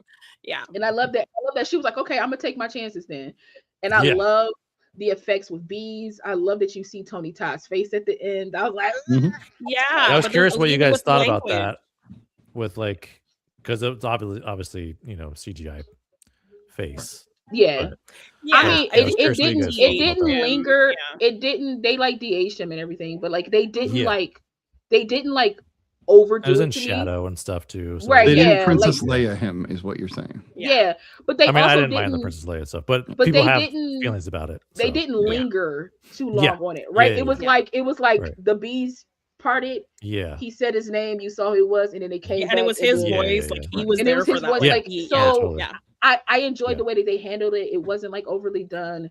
Yeah. It was literally like a great cameo, a great nod to Todd. And I'm sorry, I had to do that, guys. I apologize. Oh, you're good. This will be my last show. I'm sorry, this will be my last show. Okay. We should all because of just that. leave now. Yeah, I apologize for that. But yeah, I loved it. So somebody else talk. I thoroughly enjoyed this. Yeah, there were so- some really interesting please. things with just real quick, like with how they talk about like the police and stuff. They use swarm or somebody gets swarmed a lot. Yeah. Or you can Yeah. even see little like Yeah. if you look on the side of things, you see like bee extermination, like little signs and Mhm. stuff Yeah. like that. So Mhm. there's all these little nods to Tony Todd's totally. Candyman. Yeah. Even Oh, though and I we finally are saw exploring different Candyman in this I movie. finally saw that great meme with Vanessa Williams being like, So, Yeah. yeah. and I don't know what meme I've you're used that talking meme so I used that GIF so Yeah. many times, and I never knew where it came from. In the moment he went to her house and she opened the door and I saw that dress, I was like, "It's the Like, thing! oh, Is this where it's yeah. from?" It's Like the I lost my meme. mind. It almost feels Yes. it almost feels improvised because it just feels so. I feel like Yeah. I feel like it Can we was. just shout out how incredible she looks? She was like 56 Yeah. in this movie. Yeah, And Yeah. she looks Great. exactly the same as she did in she 1992. did, which is That's crazy. accurate Yeah. for a black. Right. Yeah. Yeah. Janine, if you want to just go ahead and Oh no, continue you on can go with ahead. I what just you- wanted your to bring up thoughts. the little. No, Easter I was egg. gonna reach to you anyway. So please go Oh. ahead. Yeah, no, I really enjoy this film. Something about the opening like just immediately unsettles me. The Candyman song and how it warps and how yeah, all the logos come in Everything's backwards. backwards. Like it just, Yeah. it like That's really something cool. about that just like freaks me out every time I watch it. Like it just unsettles me like, in like the something's best wrong way. Great here. word. Yes, Yeah. it's like so Unsettling off me. and not right. So Yeah, I love right. like that little touch, and even kind of the opening credits, and we're watching these buildings like Mhm. upside down. It's very disorienting. Yeah. And we get some beautiful shots, him walking through the library, like that above shot Mhm. of this really crazy looking stairwell. Mhm. Him walking like mirror that elevator. domed kind of hallway to his mom's apartment, like so Yeah. many Oh, really yeah. beautiful symmetrical kind of shots. Mhm. How things are Yeah. framed in mirrors are really Yeah. great. But generally, I loved that since we are following Black characters, this is a reclaiming of Mhm. Candyman. This is a reclaiming of this story, because in all of the iterations, we're following a white woman telling these Right. Black Yeah, stories. yeah, yeah. And even now, like they, the people of Cabrini Green have used Helen to kind of to safeguard them. And so Mhm. that's why Mhm. Coleman Domingo's character wants to bring him back, because he He wants, broke the pact. he wants these stories to live on, and he Yeah. wants, what's happening to people to not be forgotten. And And so have does this Candyman, impact. because he says it at the end. He said, "Tell them." Mhm. Go tell Yes, them. exactly. Mhm. So I love that, in the idea of reclaiming it, we're reclaiming kind of what Candyman does, as you said, Law. Like we're not using him. Yeah. He's not just, blanket Randomly killing anybody. killing people. Yeah, Yeah, the he's purpose killing now. people, and it's He's very not used as a purposeful. plot device, basically. Like Right. Exactly. Mhm. Like we can use him as a vessel to fight kind of our battles for us in that Right. sense. He Mhm. can bear So I our love that it- pain. You know what I mean? Yeah. I love that. So I loved kind of in general, we are following Black characters in this story, and it feels like this whole big reclaiming of things. I will say I didn't quite like kind of that opening dinner scene. It felt very kind of expositional of them kind of explaining gentrification and that whole kind of thing. I don't know right. that that was really, Yeah, it was yeah. kind of, really I think that obvious was for other and people. yeah. I don't think that It was really, missing. It was missing some subtlety there, but overall, Right. I wish there was a little bit more lead up to Coleman kind of turning into this manic kind of villain character. Yeah, Like I I like agree. that there was a surprise of it, but it was very sudden that he's just kind of Yeah. like gone mad like that. Yeah, because at first so you I think wish he's there like was this a- mentor character Right. Yeah. to, Right. Yeah. to him, but I he felt wasn't. like He's his. kind of wanting I to felt tell like these stories. Coleman's progression mimicked his transformation. So I think like the more he transformed, the more Coleman's character did, because like God, it's just. kind of- Makes sense. But I, Yeah. like that's just how I kind of looked at it, because Right. he didn't get that way until he was like at that final transformation of being like this being. It's time. It's time for me to do what I was supposed to Time do. to- I found Yeah. him. But to I Janine's found my point, it would- vessel, and- Yeah. Yeah, to Janine's point, it would have been nice to like see that though, you know, At least like, understand that makes a little sense. bit That why. yeah. Yeah, so like I get what To you're see the saying. I just progression. wish it wasn't so jarring, like him kind of turning Yeah, like this evil same. and him trying to kill, Yeah, Brianna and all that whole kind of thing. yeah, Um, yeah. and then just the scene of the like I loved the bathroom kill. I think that was such a cool thing with the compact, Mhm. but that Yeah. felt very much like something for the trailer because it wasn't really connected to anything. Yeah, no. So yeah, Yeah. so while it was a really know. cool sequence, it just felt like it was there to have something kind of cool in the trailer and to like Yeah. build up the body count. Even also, I think where they put showing the kill of Coleman Domingo's character when he was young of his sister and her friend, like where they Mhm. placed that also kind of felt like we're just kind of we want more kills. So maybe if they had placed that in a different spot too, then that would also have kind of added to his trauma or us understanding his trauma to get him to this point in adulthood. Yeah, But where they put it just felt kind of like out of place for me. I get that. But overall, I just love that this film Mhm. is following Black characters in telling these Black stories and also kind of how they in turn kind of perpetuate these things. Cause I love that like Brianna's brother, like his boyfriend is like, you know, you're talking about gentrification, but aren't you kind of living in this high-rise apartment that was built over like and then they just kind of get quiet. And they are pandering to these white curators who want them to like talk about their trauma and make their trauma this kind of profitable thing because you know why are you not asking me to make art about Black joy? I feel like the only you wanting me to make art about Black trauma and uplifting it in this way is making you feel better about yourself that like you're some kind of ally. So I like that it explored kind of those themes and those elements in this film. So and the call came from inside the house too, because it happened to Brianna with a Black woman being like, no, because your dad was a struggling artist and you saw him die, and now your boyfriend is like, you know, same thing. There's parallels. So like we can get you in if you can get us in with him. Like it was like it's on all sides. That felt gross. So, Definitely that interaction. It was like on all sides. It was like, dang, it's in that moment. He was like, dang, sis. He was like, real? okay, yeah. Like, that's where we at. Like, dang, okay. But just a really solid legacy sequel with really interesting things to connect it to that 1992 film. And I love that and like the cutouts, like those were beautiful, telling those different Candyman stories. And even if you stay till the end credits and you saw the I did. I watched all of them. It was so good. And then you see them all kind of lined up, and I like it. It's just like this entity that is this moniker. It felt for like a Black painting in itself, right? Like the film felt like a painting in itself with those little things. And it's also like it also like speaks to like it's this like ghost, this ghost story kind of thing that you like tell through over generations. That's a cool way to like visually to illustrate that story. Like, and so I like that we hear Helen's story through these kind of paper cutout. And they do use Virginia Madsen did record like new dialogue when he's listening to the tape as well. Which I loved. Cool. A lot of I feel bad for that girl though, because she thought he was cute. She was trying to get his number, and bro was like, "Man, I'm focused." I know. Right. And I think these like white women who have these moments are kind of stand-ins for reclaiming the franchise as well. Brian, initial thoughts? Well, I mean, we got a whole other movie to talk about, so I'll try to be quick. But sure. But I think I have a unique perspective of this film because I have not seen any other Candyman film. Really? Oh, so I walked 28 days. This but well, the thing was, I saw this in theaters when it first came out too. So I was like, so the marketing worked, like everything worked for me. Like it looked great. I knew enough about the original Candyman, of course. It's kind of been in the lexicon of film and horror for a while. And it's Tony Todd, so you kind of know Tony Todd, but icon.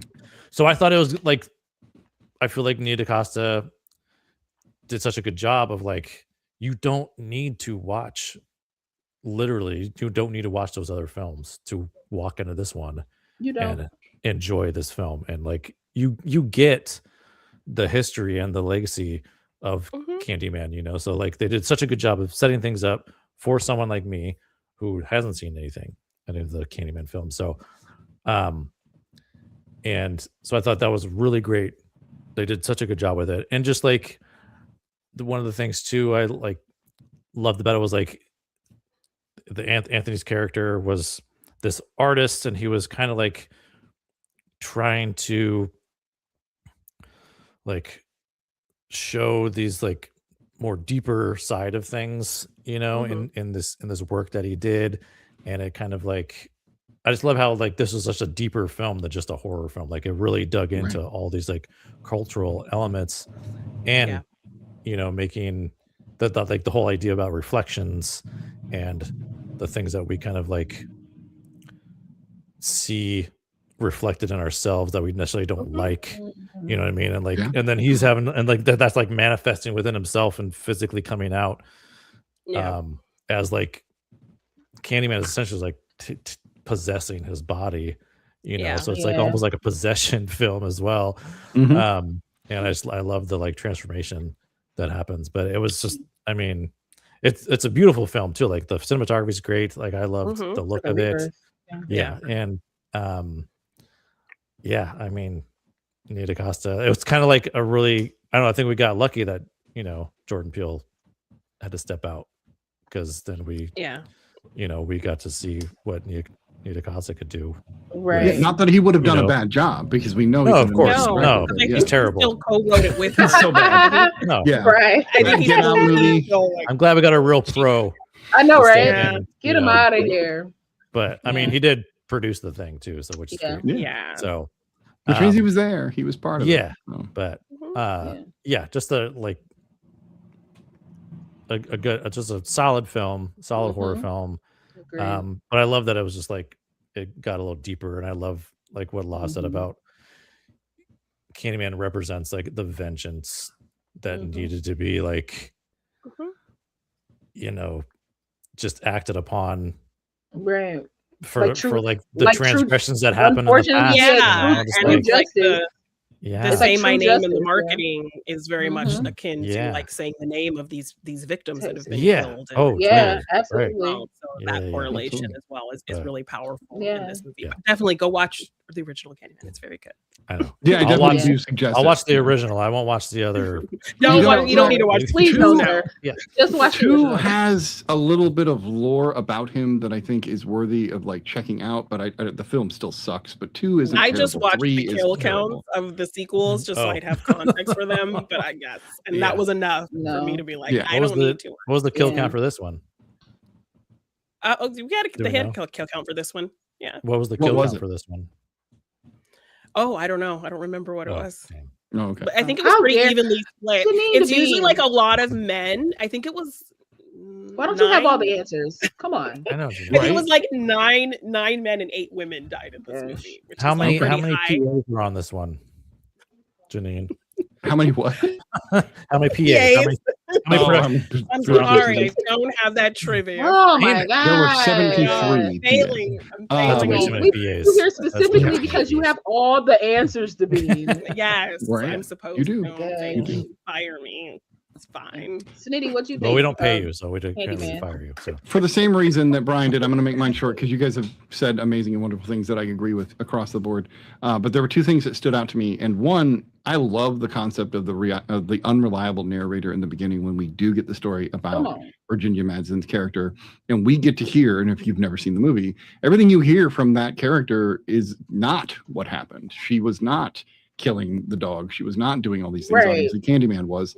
But I love how that morphs through time, how it makes it so that can you really trust even the stories we hear right now about who we know, you know, who we hear in our world 50 years ago, 100 years ago. You know, the George Washington strangely comes to mind where people are like, oh, he never told a lie, the cherry tree, but that turned out to all be bullshit. So like, but we grew up hearing it as if it were true. And so I love that this movie included those elements and created this element of what they know versus what we know. And I like that. The other one is the sound design in this film is really amazing. I love the eeriness, the creakies, I don't even know what kind of like a hurdy-gurdy kind of thing that they might have been using, but it really brilliant sound throughout the whole thing. It really stood out to me. And those 4 really haunting as well. Yes, 100%.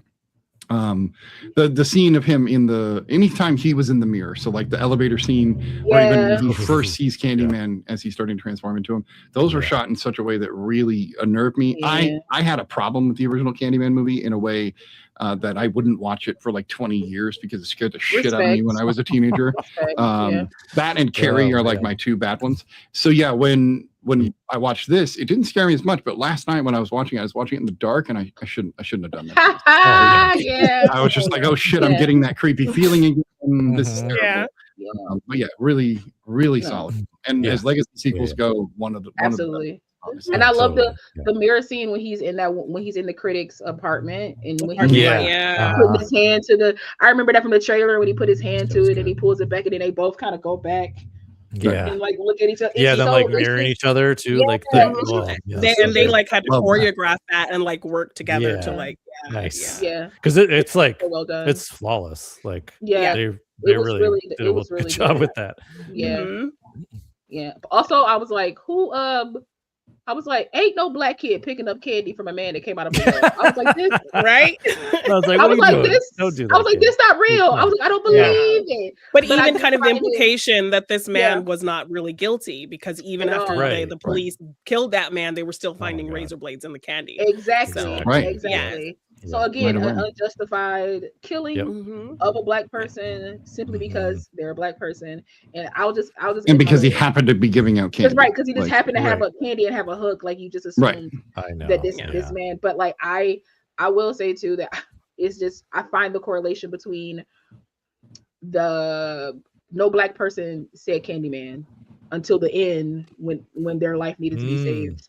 To release it. And then she doesn't even say the last one. The cop says the last one. Which is like also kind of wonky. Like, how do the rules work? Like, you don't have because we've said it enough times on this show already that I'm like, wait a minute. But think about it though. But we're not looking in the mirror, technically. So like it's fine. I have a prompter in front of me and it is that's on you, buddy. That's on you, guy. I don't know what to tell you about that.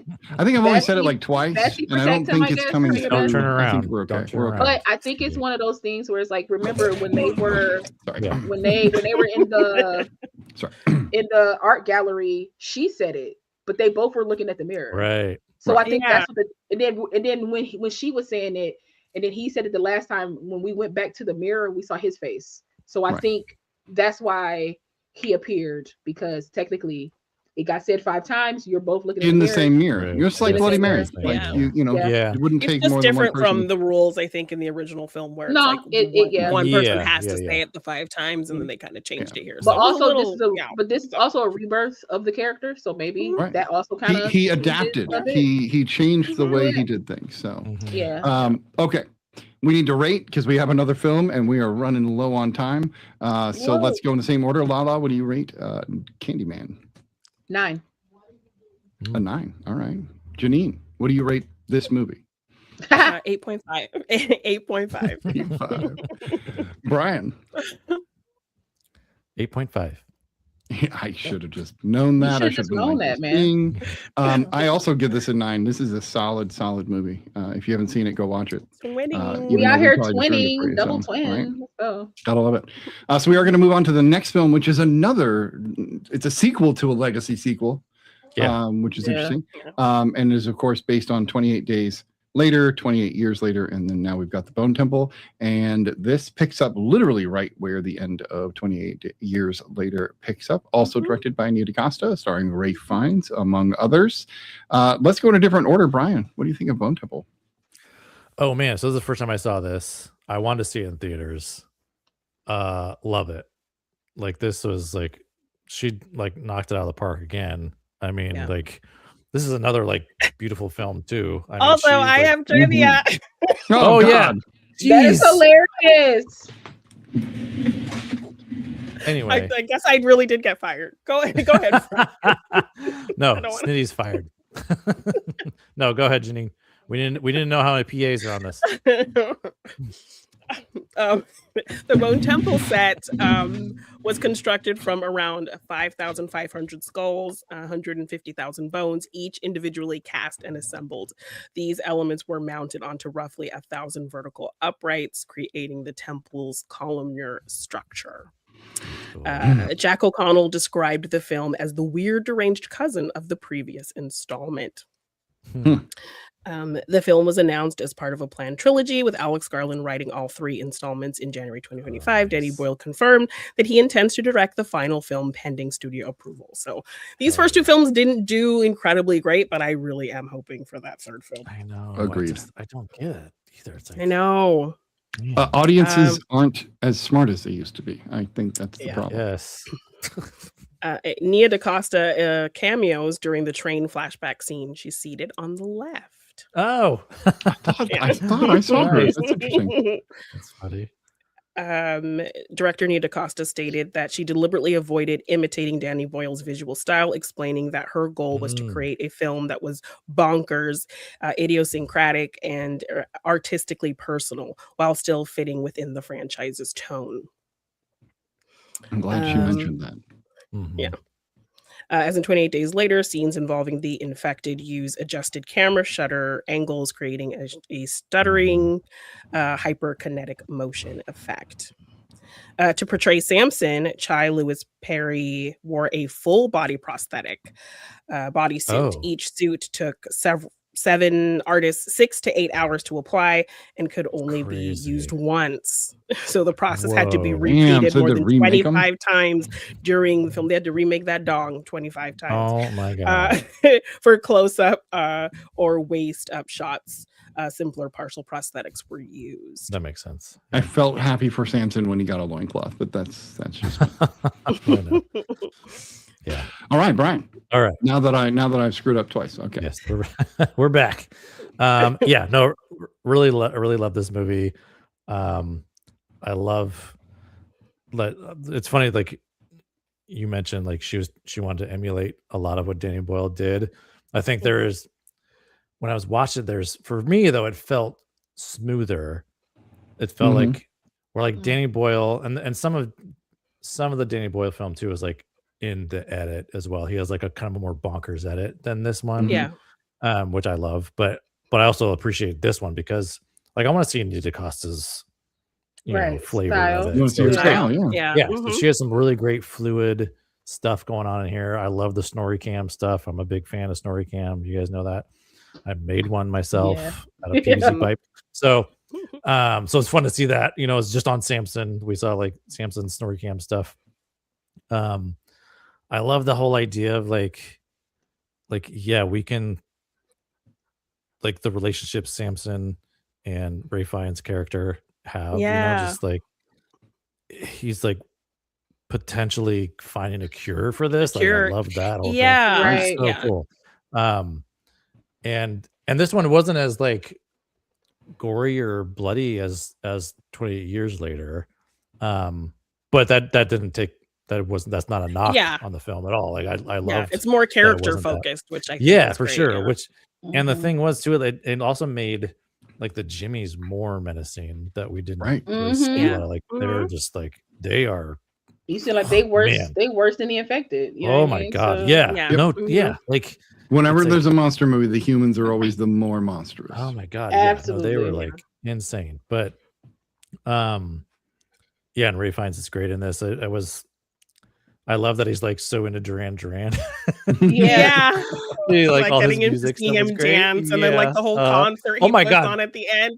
So good. that whole Wow. theatrical That was production was Yes. amazing. I was like, oh man, he's just going for it. He's like, let's crank this up to anybody 11. anybody could Yeah. put on their own show. If Ray Fiennes could do it, anybody could put on their own show. Right. It was great. Yeah, but it's I mean, again, white people aren't giving Nia DaCosta her flowers. I also thought she did great with the Marvels. I actually had a fun. I did too. with the Marvels too. Yes. So anyway, Yeah. Nia DaCosta knows what she's doing. Let's give her more. Yeah, give her whatever she needs. Let her make Right. movies. Yeah. So it's great. Agreed. Janine. Yeah, I really enjoyed this movie. I love that it was more character focused. I really appreciated that. It's the reminder because, I think people can get all like, well, actually, because while these films and the original operate as a zombie movie, it's technically they're not zombies, they are infected people. So they are just people infected with a virus. So the fact that like all of these years later, there's this really interesting evolution, because if you watch the first film, 28 Days Later, you see they're just kind of crazed, and we're just kind of waiting for them to die out. Almost. The fact, Human rabies. yes, exactly. So the fact that like over time there's this evolution, and now there's like this hierarchy that we're having alphas and like and some kind of leading packs, and there's an interesting other evolution that you'll see in 28 Years Later, so I don't want to give away. That's crazy. But so I love, I know. I mean, you kind of, I guess they don't show them in this you're right. it doesn't factor into this movie, so I don't want to say. No, it doesn't. I mean, there was that dead one that Ray finds. Yeah, anyway, so but so I love this kind of interesting look at like, wow, these things can like change over time. And so Dr. Kelson having this want to try to figure it out and cure it if he can, and we see that he actually is able to, was just a really interesting element. So seeing that story and this kind of interesting friendship forming between him and Samson. I know.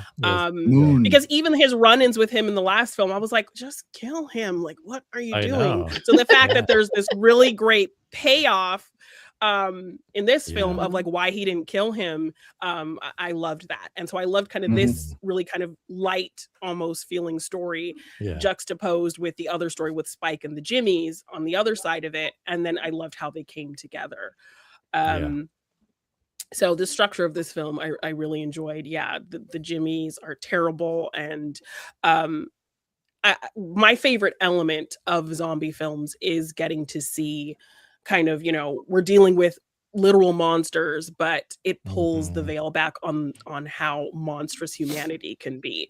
So the fact that we're getting this gang of people, doing these awful things for really no reason, for power, for this like demonic belief system, is just like an interesting element to always kind of delve into when you're dealing with zombie kind of movies, that you can really look at how terrible people can be when the stakes are so high, and when you're deprived of the basics of civilization. Also shout out to Jack O'Connell. He nailed it. Yes, he's really great.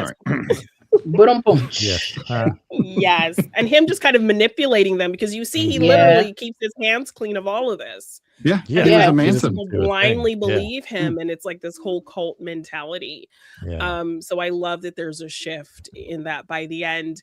And I can't remember the actress's name, but kind of like the one who ends up teaming up with Spike. She's just like, we talked about Michelle Rodriguez's pigeonholing. She's just pigeonholed as like the villain who the redemptive kind of villain. Right.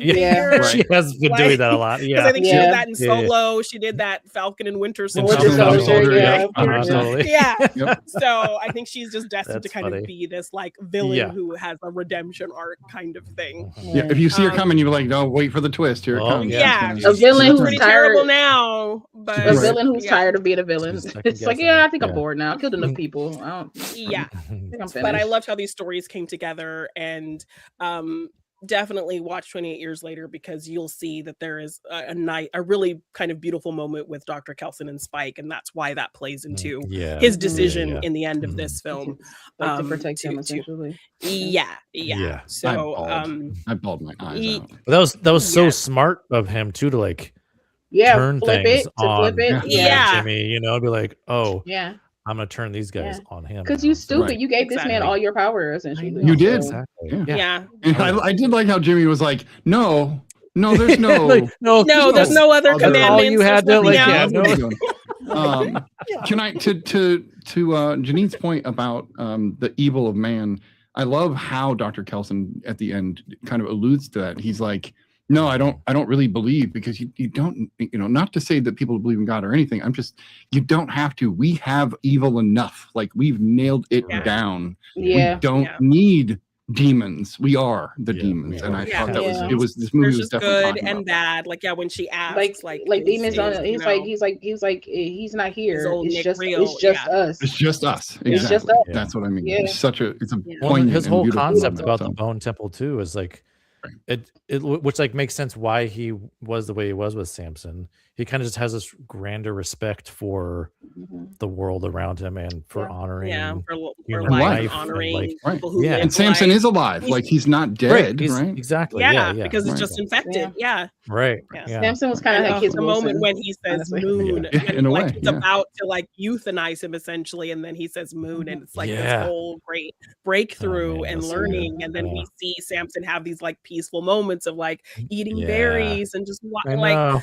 Washing his Playing hands in in the the water river. as a like, kid. oh, Yes. Yeah. And then he's Yeah. having these flashes relief. of his life, his as a little boy reality, on the right. train. And so when he's Yeah, on the that's train, he's done so well. remembering.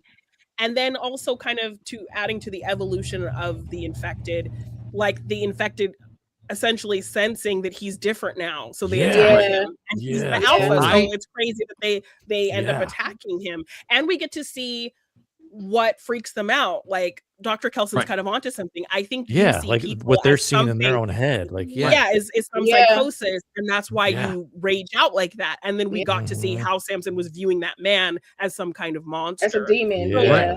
Yeah. Almost like Which is interesting. Scarecrow's like Yeah. serum that doing that to Yes. people. is Yeah, what they but it were was doing, like yeah. it's like he Speaking of, viewed them as himself, alien. even though he can't see himself that way because Right. they look just Yeah, like no, him 'cause in a they way. don't- So it's like right, very they don't know. interesting. Yeah. Yeah. I was Yeah. frustrated with Dr. Kelson for not locking Samson down in some way because I was like, if he gets cured out there, they're gonna attack. I felt that happening. I was like, this is gonna Right. happen. I was And so I when don't know, he I got was bit, okay I was like, damn it! Not that he can get infected again. Realistically, the virus is already in his but, body. Right. He has yeah. The way immunity he to it now. handled it, like he just Yeah, comes he out handled of it like a there, boss. Yeah, covered. he, Yeah. yeah, perfect Yeah, I actor was for the like, role. damn. That man is intimidating as shit. Yeah, in but that- him in and that him and role. Ray Fiennes became like really good friends, and like That's awesome. they worked Oh, out nice. together and That's stuff. cool. And he was like I so love shocked that that. Ray Fiennes could like keep up with it with the workout and all this whole kind of thing. No, well, So, I mean, yeah. Ray Fiennes, He's- he's in good He's shape. buff. Yeah, I he know, is. man. He was looking good. Look at their I was interviews like- for this movie. They paired them together, so they have like some cute interviews. You look Yeah. good, sir. interesting. That was Interesting. Yeah. So Lala, you haven't seen 28 anything. Did you see the 28 Days with Sandra Bullock at least? Have you, You know, yeah, 28 at days least? of Sandra Yeah, Bullock. At least? 28 Days No, of okay. Sandra Hadn't even seen Bullock the in Sandra Bullock rehab. like Have you seen 27 yeah. dresses? How about It's that? zombies in Yes, rehab. yes. Okay, Okay, 27 That's the dresses, closest one okay. we got. Yep, I We're got close. that. I got We're the one same off. thing. Okay. That's Yeah. within. So yeah, what did you think, Yeah. Law?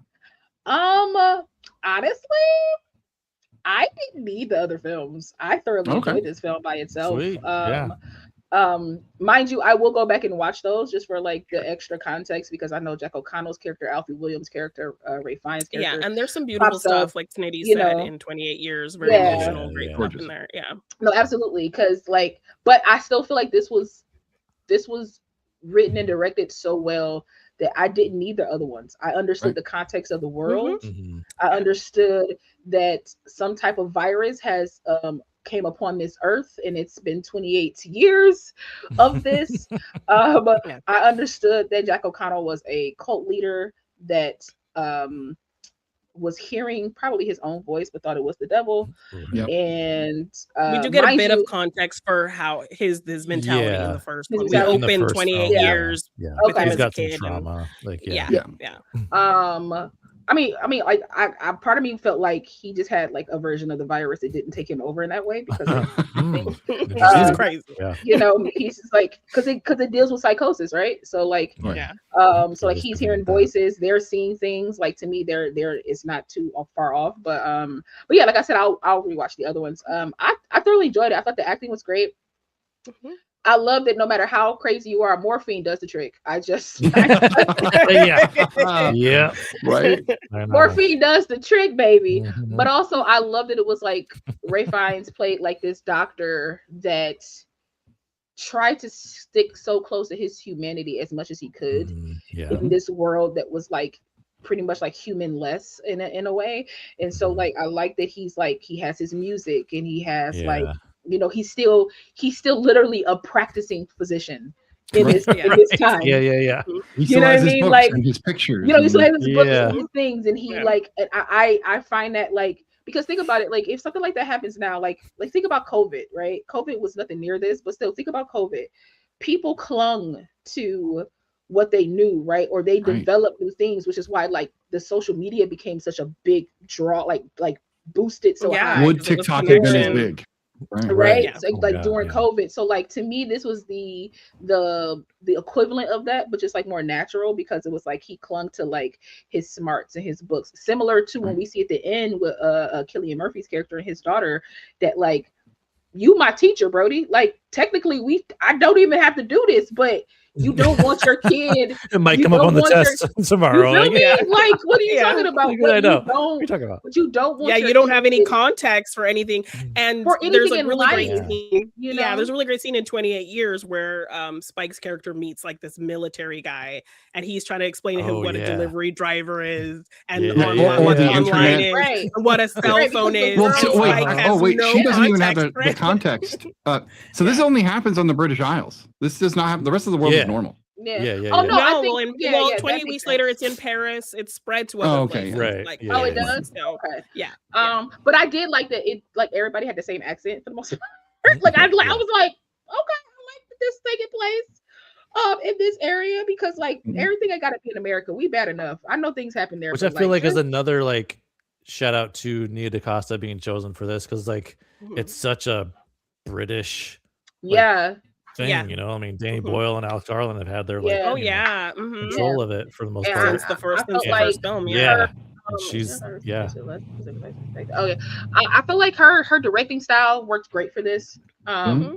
Seemed like she's getting typecast as a director for legacy films, so that's fine. But please, she can save legacy sequels. You know what I'm saying? And that's fine. I really enjoyed this film. Like literally, I don't have any of the context. Even when Kelson sees Spike at the end and they kind of reunite, I still felt the emotion of that. Even though I don't have any context for it. And you have no context for Cillian Murphy as well. But no, Cillian Murphy as well. But I still characters. I still enjoyed. Mind you, I like Cillian Murphy in anything, because baby. Me, I was like, oh shit. I know, me too. I was so like to see him. Mind you, I was like, his daughter black. Love it already. Jurassic Park. Shout out Jurassic Park. That's why you gotta watch. That's why you gotta watch the first one, girl. Cause I'm like, got a black final girl in there. I really do. I want you to watch them backwards. There's a reason that he's got a black. I'll watch them backwards. Watch 28 Years later next, and then watch 28 Days Later last. I don't know why I want you to do that, but I really do. But I will. I'll take your suggestion. I will watch them backwards.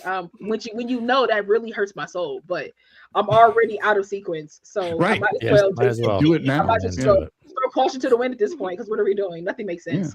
It's almost like you're reading the history. You're going to go back. You know what I'm going back. But I thought like seeing Cillian and his daughter, seeing that he's still trying to instill like old life on her, just so she can have like context of life, because like learning is like, not only does she need to learn about her, like that's like saying we should learn history. You know what I'm saying? We shouldn't learn about things in the past. Like, so like she should still learn those things, but still be able to, because when she picked up that machete, I said, let's go, girl. I said,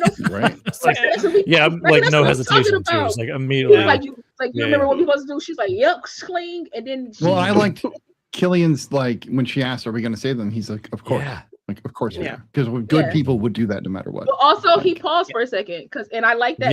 There was a moment where it's very human. Because it's very human. It's very much like. But also, given his experience. He's like, because when you first meet this character, he's not the same person. So when you have that context, you would get the hesitation. I would, but even without the context, I understand the hesitation. It's like we kind of live this like okay life. In this corner, we kind of watch each other's backs, and like doing that invites trouble to this calm that we have, right? So like I understood it, but then her being like, yo, are we going? And him being like, of course. Like I raised her to be better than me, and she's like, she's essentially like, let's go. And it's like, you gotta ride and you gotta go save these people. So like I'm excited to see what comes next, because I'm sure it's gonna come. Like if they don't make that movie, I'm gonna be mad. It's gonna be 28 years later. These were very critically successful. Like critics loved these movies; they were well reviewed, but people just didn't go see them. It's like they didn't really. They made their budget back, but like barely. I think on like this one. for the most part that I looked at. But I enjoyed it. I enjoyed the practical effects of the man getting his whole spinal cord and head ripped off. I enjoyed the man, like the whole skull opening up and eating his brains. It was a real head and Was real it? spinal cord. No. That's crazy. No. That's nuts. Talk about authenticity. I love Yeah. it. So The many whole cadavers. bone temple was real This isn't people. It was all Poltergeist, real bone temple. okay? Yeah, It's not Poltergeist. again, I'll make Yeah, it yeah, yeah. right and say shout out to Jack O'Connell, because once again he's playing somebody just Some evil, crazy villains. just Right. Yeah. evil and crazy. And I love that it got swished on his head. I love that it got changed.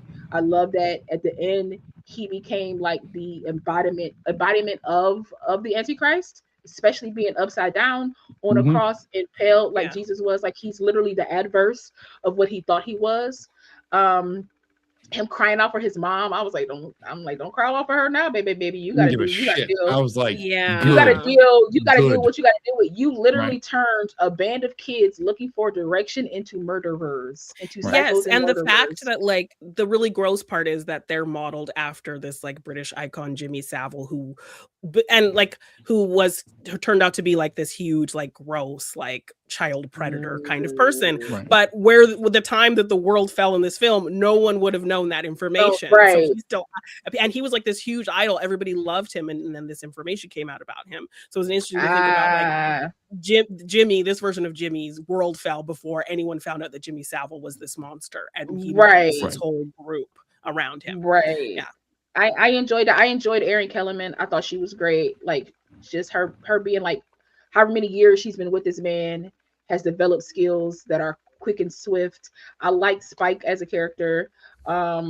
Because he's just trying to survive. And I'm just like, I'm not trying to survive this way though. Like this is crazy. like I want to live, but dang, like I'm not trying to live this way, like fighting for my Right. life every 2 seconds. Like Yeah. and part of me was like, y'all just killing people for no, because who telling Yeah. you? And that Well, one Yeah, girl, because it's some power play. but Yeah. she was just Jamina. crazy. Jamina, she was just nuts. crazy. Yeah. I was like, she's just Oh, nuts. man. But In- again, no context needed. This film was great. I thoroughly That's Love enjoyed it. cool. I love that. When we were Mhm. watching 28 Years Later and we get introduced to the Jimmies, my wife turns to me and says, Clockwork Orange. And I was like, you nailed the 100%. They are giving Yes, Clockwork it does Orange feel that all way. the Yeah, way. yeah, yeah. Yeah. And then you Mhm. get that when they're in the pool scene. And I love watching people with so much hubris just get rocked. I loved watching him bleed out. I don't normally like watching people, but that I was like, yeah, Right. but after that whole display, and yeah, right. Mhm. Yeah, as soon as you were an ass, like you deserved every bit of that. And the same thing Yeah. with the Jimmy character at the very end. The one Yeah. thing I wish Samson would have done was just curb stomped his head off. Right, same style. I know. like, I had a feeling take it out, Line out right? too. Like, yeah. yeah, But because he And we deserved see it. that at the end, Yeah. he's infected, so he might turn Right. into one of the infected because he saw Samson as a devil, like with horns and everything like that. So that's a sign of him being infected. Which I was like, I hope you die this way, Brad, man. Just snarling on top of this thing, and then like you eventually just die. Because, and I love Samson picking him up and him saying thank you. I was just like, I know. yes, Yeah. like, oh my god, because I I love love a that, villain like, turn good. Love it. and I love that he died knowing that he at least saved one person, right? Right. That all And a this good time person. right, like all he this made time peace with it. Yeah, right, all this time he's been alive, right, having these ideas and these thoughts, and been by himself and nobody to talk to, because I got that sense of him being like, I mean, if you could just say hello, if you could just speak, I would love it, because like that's all. Like I haven't Right. spoken to anybody, Yeah. and then for him to say moon, and then for him to say thank you, and like that breath of like, okay, memento Yeah, mori, I you did know what I'm saying? something. Like, Yeah, I thought that was a beautiful way for his character to go Mhm. out. Yeah. I can't wait to hear what you think of 28 years. Yeah, you'll later. probably like Yes. 28 years later then, because You- it if you goes liked all even that, deeper Yeah. too, like with Sweet. all this stuff. So yeah, 100%. Sweet. yeah. I got you. And it also kind of like it really does a good job of like teasing these Jimmies too. But Yeah. at the end, it just Yeah. feels like it the goes end is, crazy. like, yeah. Bonkers. I'm like, oh my, Yeah. yeah. Yeah, a lot of Yeah, people were like, "What the?" Because the tone I know. totally shifts. But I Yeah, loved at it. the end It of does. 28 Yeah, years. yeah. Yeah. But I don't know, Boyle has always had these kind of wacky characters in his films. Like if you look at Exactly. Trainspotting, if you look at, it I just think fit there was for kind of a me, wacky like- character in Shallow Grave. Like he Uh-huh. likes these kinds of characters. So it does fit. It fits really, really well. All right. Well, we need to rate the film, and we'll talk about next week as well. And we have several more episodes for this year. We are going to lose Law for the end of the season because she's got tour to go on. But we will have the three of us I'll be at back the in least. probably like September or October, but I'll let you guys know about that. So Okay. don't miss So me too much, y'all. That's season 6, so we'll talk about that. So let's do rating. Brian, you were first. Go with a 9. A 9. All right. All right. Yeah. Janine. 9. 9. 9. Oh, wait, 9.5? Right. Did I hear a 5 there? No. Oh, okay, just a 9. And Lava? I'll give it a 9. A 9. Look at that. Try to be a triplet. You know what I mean? Yeah. I think this is a 9 as well. I will say that I would have given 28 quadruplets. years. 28 years was All a 10 around. for me, like a Yeah, 10, 20, like yeah, solidly a 10. Yeah. And I don't think I've rated many legacy sequels a 10. So Yeah. pretty This is a amazing. film where I feel like it's not too gory, it's not too bloody. Like you guys said, it's very character driven, and I feel like Mhm. it's a watch. Like you can sit there and be entertained. Like I don't need to end game everything and be on my feet and going crazy and oh my god, and this happened. I thoroughly Right. enjoyed the art. I enjoyed the scenery. Like as messed up as this place is, No, it totally. was There's some like beautiful. no, exactly. Landscape It was shots. beautiful. Yeah. Mhm. The what is it? The ossuary that he created. Yeah. I know it's out of bones, but it's beautiful. I know. No, totally. Yeah. Gorgeous. Yeah, it is. It's You great. know what I mean? Yeah. Like the poetry between those two characters is beautiful, and you don't think you can kind of get that from like a zombie or because they're not really Walking Dead. So like it's just like these Right. characters, these infected people. So it's just I think it's just a beautiful film through and through. Directed beautifully, shot beautifully, acted beautifully. Just a beautiful film. Yeah. Our amazing producer, who we have not shouted out yet, so we're going to shout out Aina. You're amazing. Also said that film 3 has now been greenlit to move forward, so we're going to be happy about that. That said, we are going to power of critics and like right. You know what I'm saying, and not off the power Yeah. of the box office, because if it was Right. off the power of Yeah. the box office, Well, it Boyle wouldn't- is a it note wouldn't like have he's continued. got That's interesting to the me. push. That's very interesting to me. How they pick and choose what to greenlight and what they don't. Right. So next week we've got Brian's picks. He picked Catherine Bigelow because she is one of his absolute favorite directors. Yes. And we will be doing, like I said, Blue Steel with Jamie Lee Curtis, and then Point Break, the good one. Let's just like I haven't the good seen one. any of these films, so thank you, Brad. Nice. You haven't seen Point man. Break? Oh shit! Oh man. I am an FBI agent. Sorry, I had to do I it. know. 2. Yeah. Give me 2. We'll Very- get into that as well. Very Keanu. And get Barry, but in such a great way. And I love Patrick Keanu too, Swayze. so I've heard Yeah. of this film, but I just never seen it, and I love Keanu. So Oh, Yeah. I think you'll like it. It's a solid one. cop drama from the 90s. So I got this thing. nice. yeah, So, yeah. absolutely. Cool. That said, this has been episode 23 of season 5 of the Cool. Real Study, and we will of Global course see you Nation. guys next week, and we'll see you out there at the movies, I guess. All Ciao, right. ciao. Bye, guys. Follow us everywhere. Thank you for joining us.